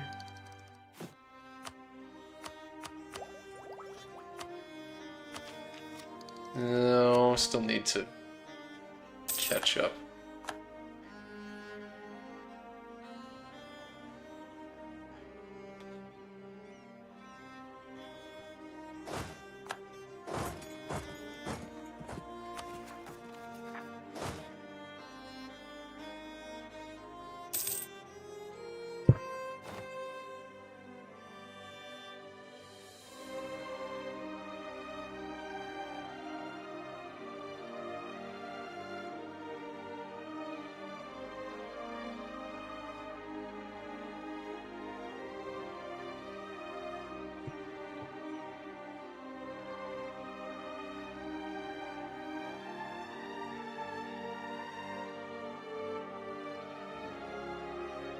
Quite a few men to successfully siege down Bone.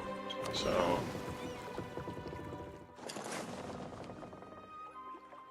I'm not gonna put in that effort right now, but I'll keep that as a trump card.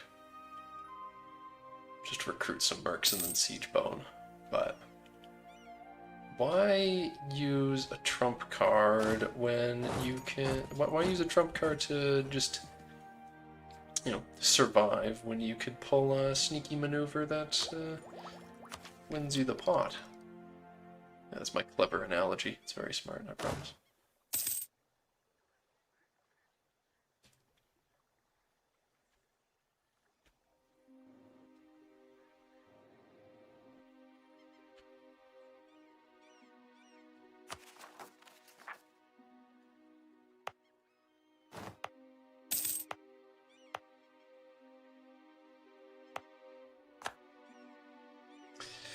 Well, that's going to mean that the Manila Separatists are going to rise up, but yeah, it is what it is.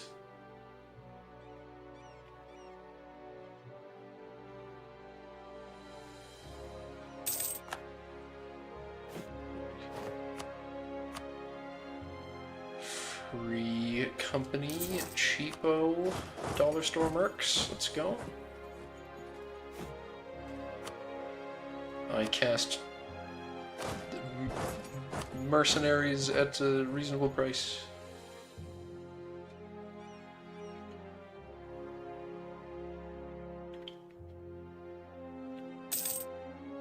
For some reason, Brunei's just stuck over there. Just Paradox AI, I guess. Technically, Brunei sieged. Or blockaded, rather.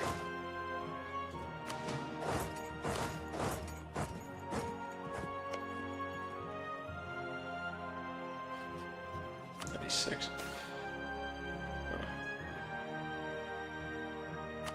There's no way that I could actually take all of that, because, yeah, they're not a co-belligerent. But don't need to take all of it. You definitely do not need to take all of it. Just need to take some, and then once I'm there, and I've taken away their greatest strength, that being their capital, the rest is just,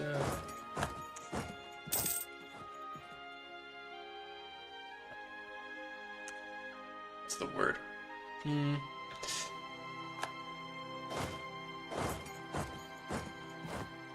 It's not semantics. No, I'm looking for a fancy word. I'm getting tired. I should probably end the stream soon.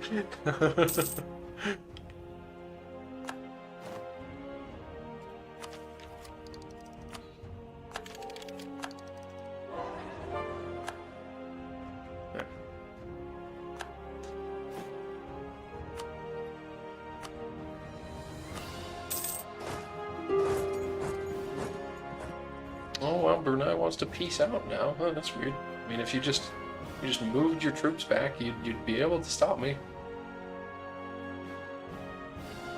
You definitely could.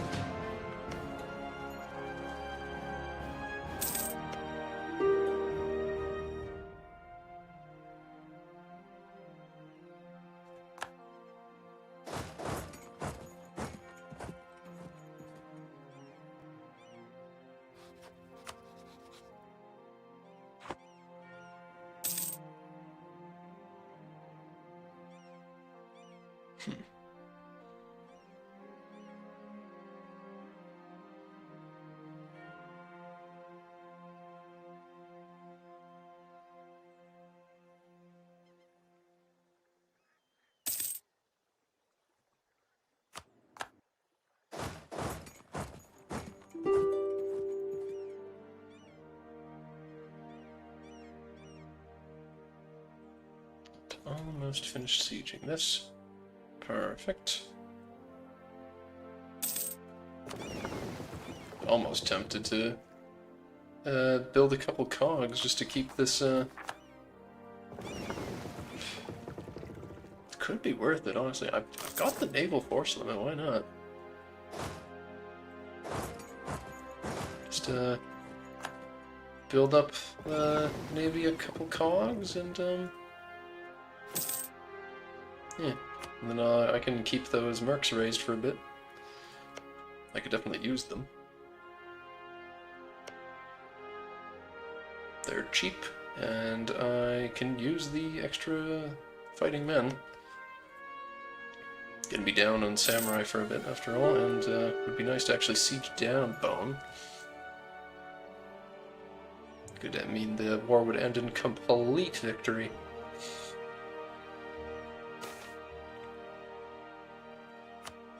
And this is going to give me that Sunni land that I've been looking for.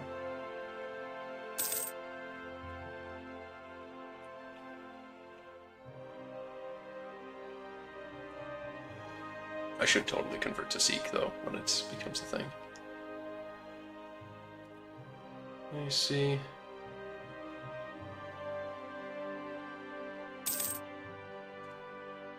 Sikh appears between... from an event from 1480, a cluster of up to 3 provinces each, which is either is Hindu and borders a Muslim province, or vice versa. Okay. Mind you, that definitely could happen here.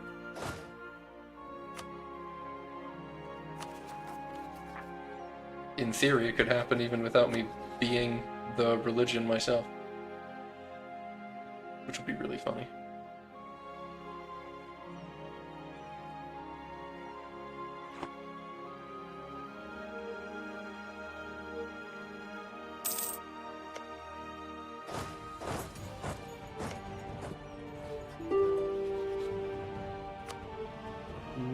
Oh, why has it increased in cost? Ugh, such a shame.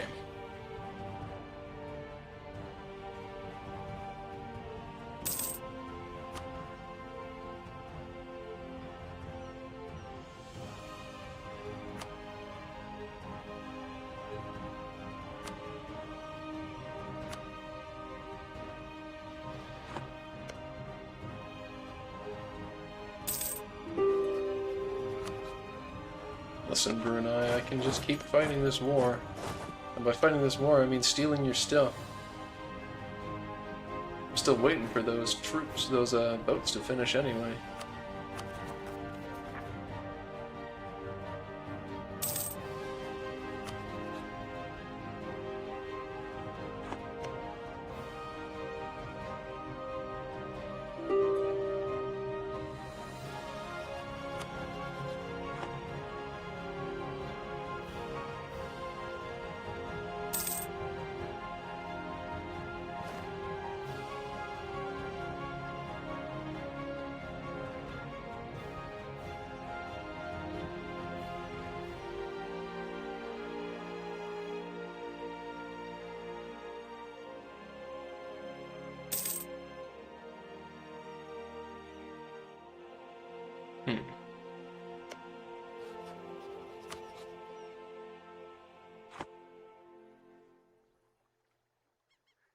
Convert to Sikhism costs you stability, though.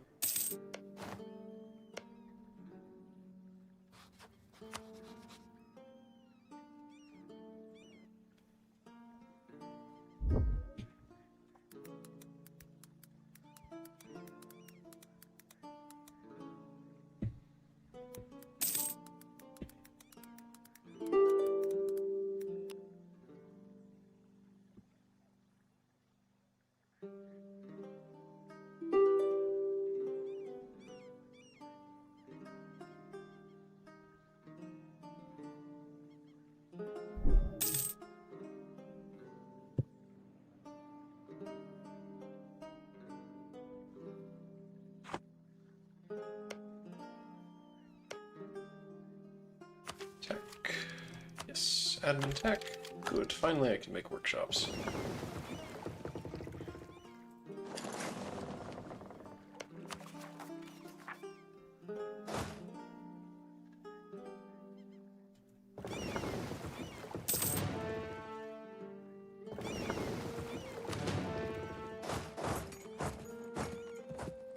Just in time, too.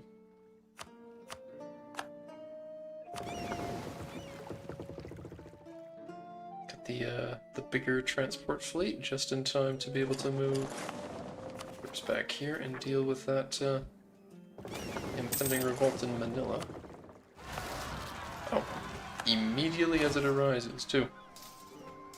Absolute perfection. It was definitely the correct call to make. And now, yeah, can convert Manila to Kyushuan because the culture is adjacent to them. It all works out. Okay, no, let's not move around that way. Let's be on. Actually, they still don't want to peace out. I'll just get them to pay me slightly less. I want to finish this.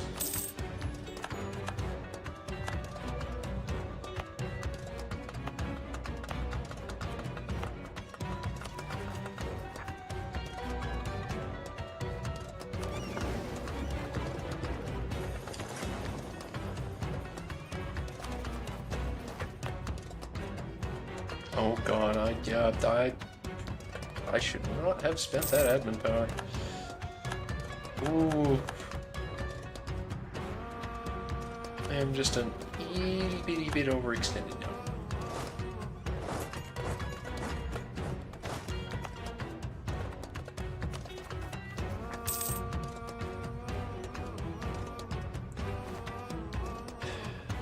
Now the Madhyas uprising is gonna happen.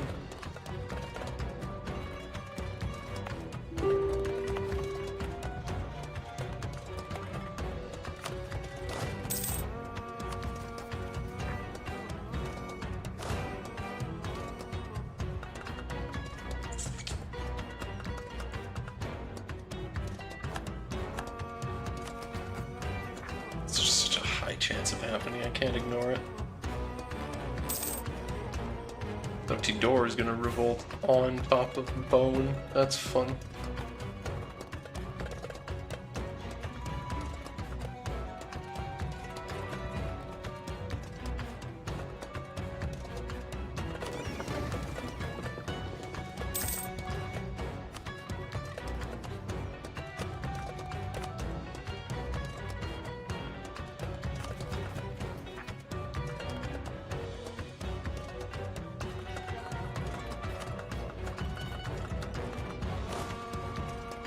I hate to do it, I do need to reduce that more exhaustion. That's done too.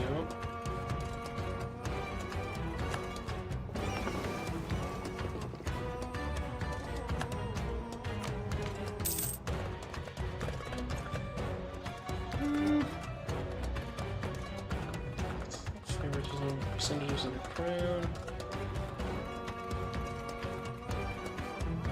Like to have something. Oh yeah, I do plan on doing lots of culture conversion. Should take the centralized monarch.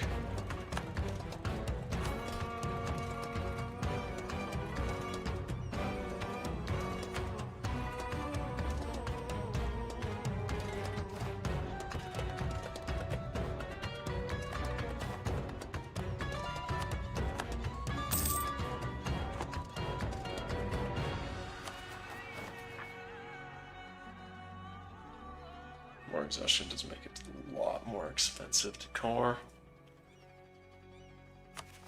Sheesh. And unfortunately, well, actually, something I could do once the war is over is hand this land to, yeah, Butuan. No, but that requires the Diplo power. And now it's swapped around to me needing Diplo instead of, yeah, Diplo instead of admin, so vassals are not as good.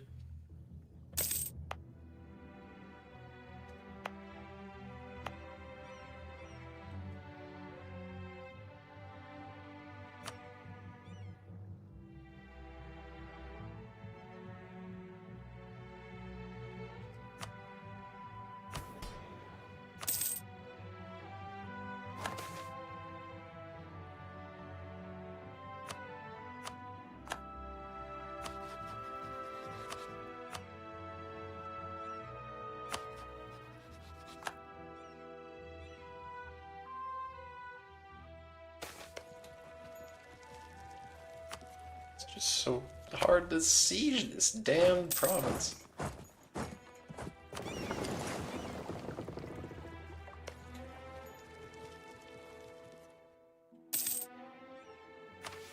Yeah, convert to Islam.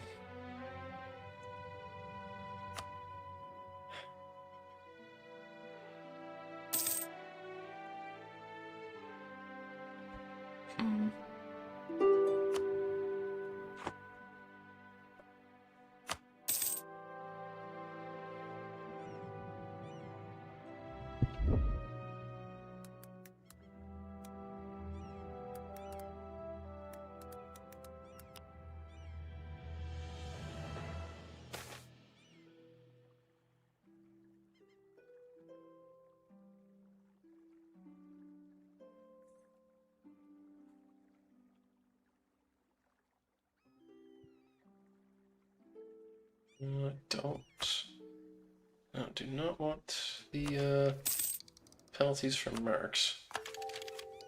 Cannons would be nice for sieging this.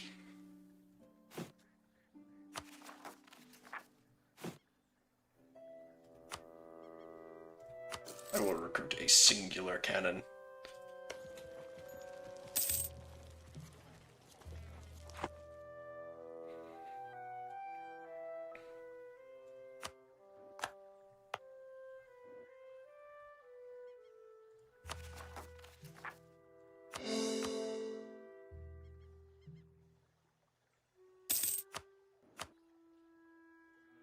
What is Tidor? Tidor is just really devved. No. Why is it so expensive to core it then? Why is it causing so much overextension? I don't know. What's up with that?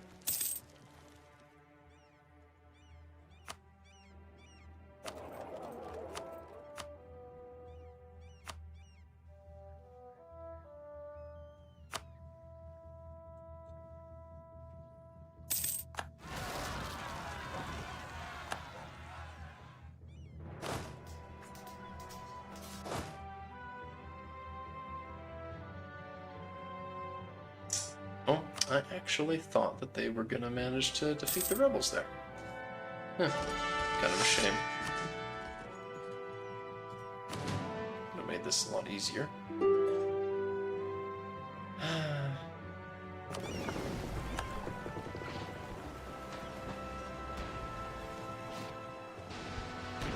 This is so not going to be worth it.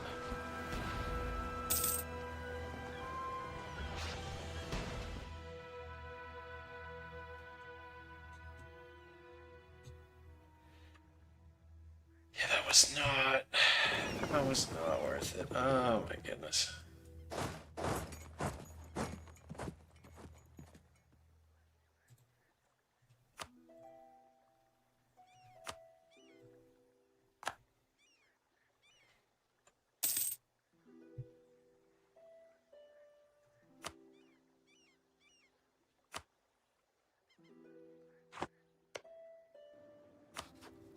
Oh yeah, I can take it now. Let me see how it is.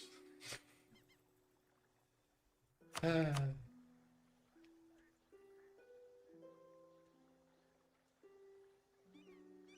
this gives the still just better if that goes to, well, I guess Makassar.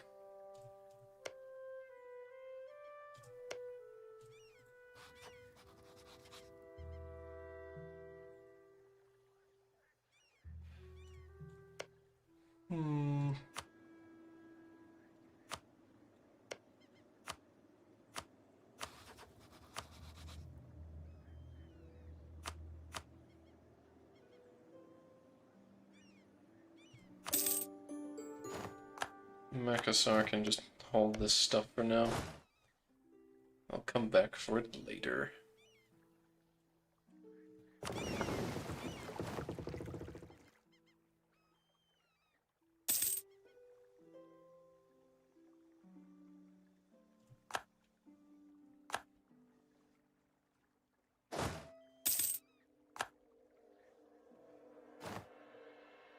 Hormuz Trade League. Right. I will dive it and Korea.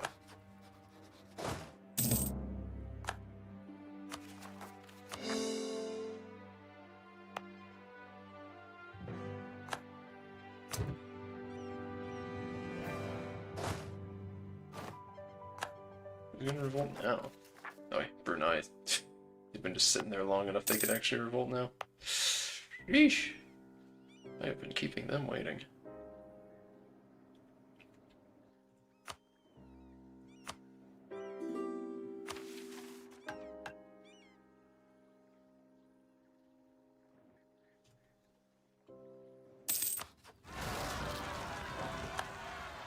There they go.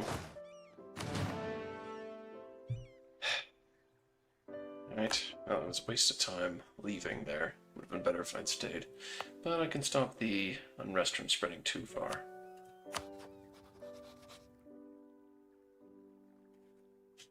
I don't want to be allies with this guy. Well, actually it could be useful for a bit.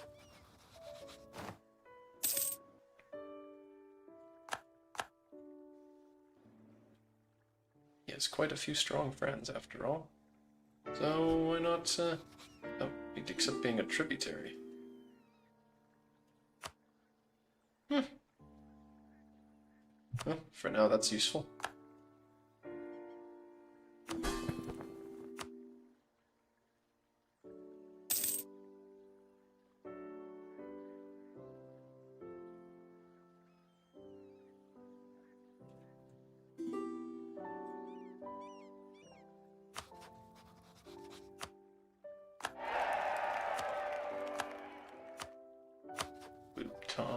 Alliance. No.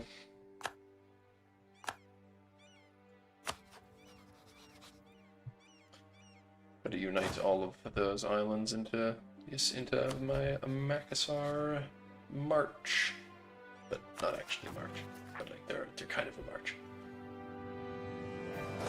Right. But with this, how goes the Ryukyu Empire? I don't even know how long ago you sent that message, because I am getting very tired, and I have been doing this for a while. It's been going very well. I've pulled off some very good shenanigans that enabled, making lots of progress, is the point. Pulled off a win that I really shouldn't have been able to against Brunei, because their army was distracted on the other side of Malaysia. So, thanks to that, I've got a foothold on Borneo, and my, Ryukyu empire of spots here and there is growing. And we're also in the process of starting to, in some places, convert the culture to Kyushuan. As far as I remember correctly, the way that the samurai works is that you get a samurai force limit from having more amount of your population.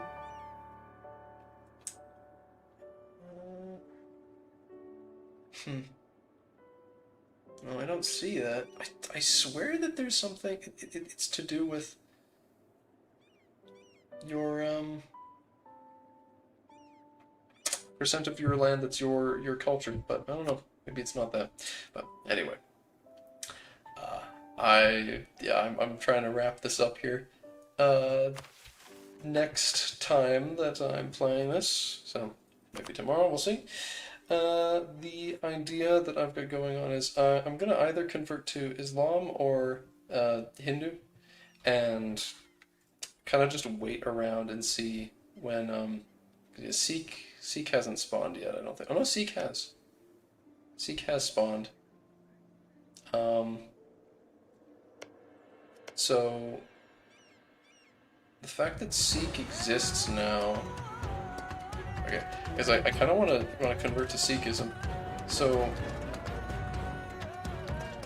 that means I want to do it quick, because EU4 is jank when it comes to the way that Sikhism works, where the sooner you convert to it, the better, because there's some modifiers you just won't get access to if you don't convert at a certain point in time. Oh, I have to look it up. It's weird guru system. Where over time different gurus show up and then they die, and then you need to have converted to the faith while they were alive to get their bonus.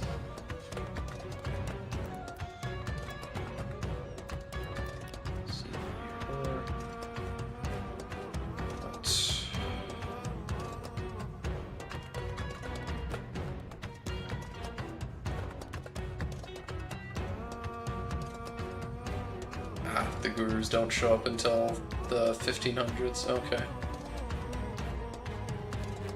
Oh, I'm looking it up. So I've got, another 50 years or something to be able to convert.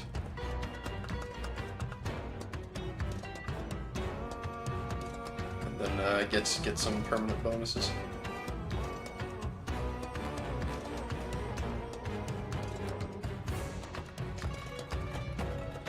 Yes. Sikh. I don't know a whole lot about it, but there's a lot of Sikhs around where I live, so it shows up in EU4 when there's.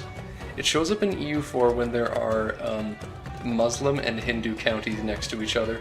So funnily enough, it actually does. It actually has a chance of spawning in Malaysia. So that's something I was kind of hoping to see happen, but it did not.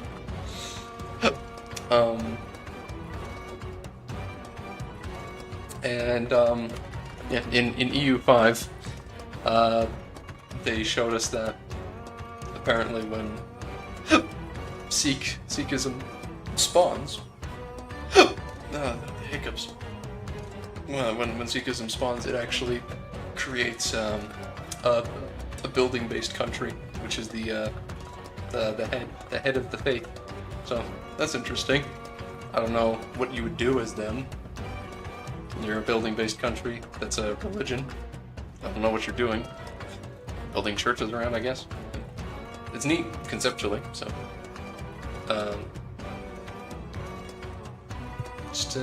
yeah, I'm probably gonna try and convert into Sikhism. The Sikh religion's modifiers also. Now that I think about it, wait, does Shinto also give you morale of armies? Yeah, it does. Pretty sure Sikhism gives you a bunch of. It gives you the exact same amount of morale of armies. So that's the twist. Yeah. You expect Ryukyu to become Shinto, but in reality.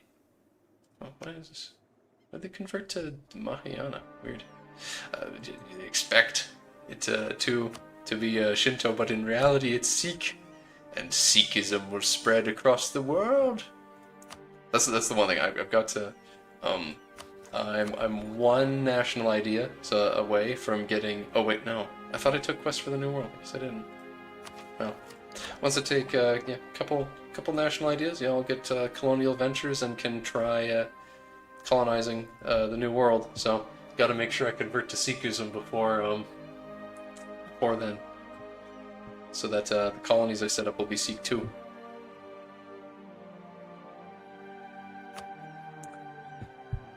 Based countries sound like treasure trove. Yeah.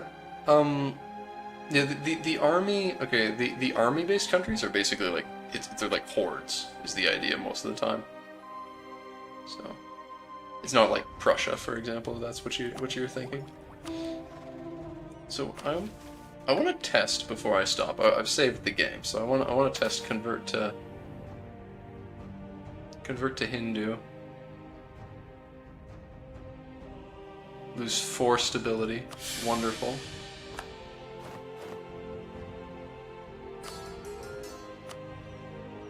And then... right.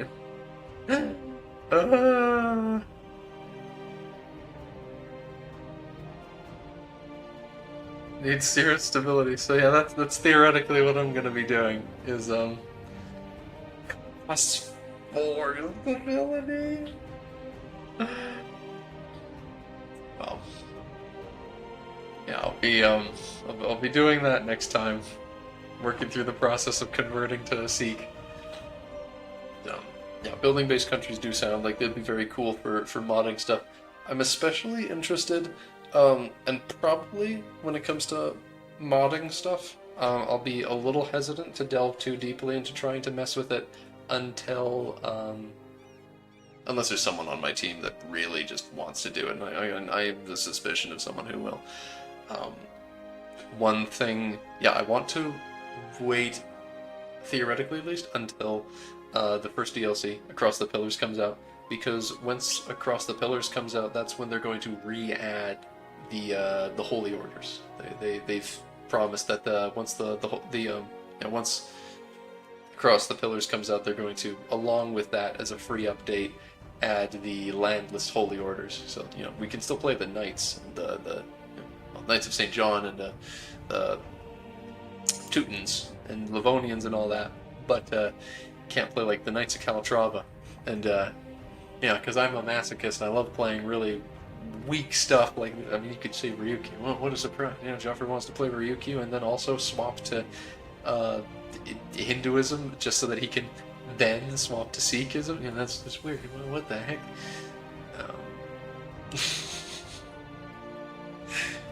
Right.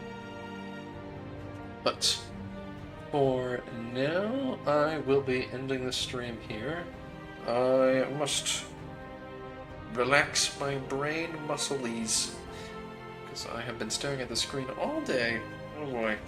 So, thank you all for watching, and I hope to see you next time. Bye bye. Bye bye bye bye bye bye bye. Bye bye bye bye.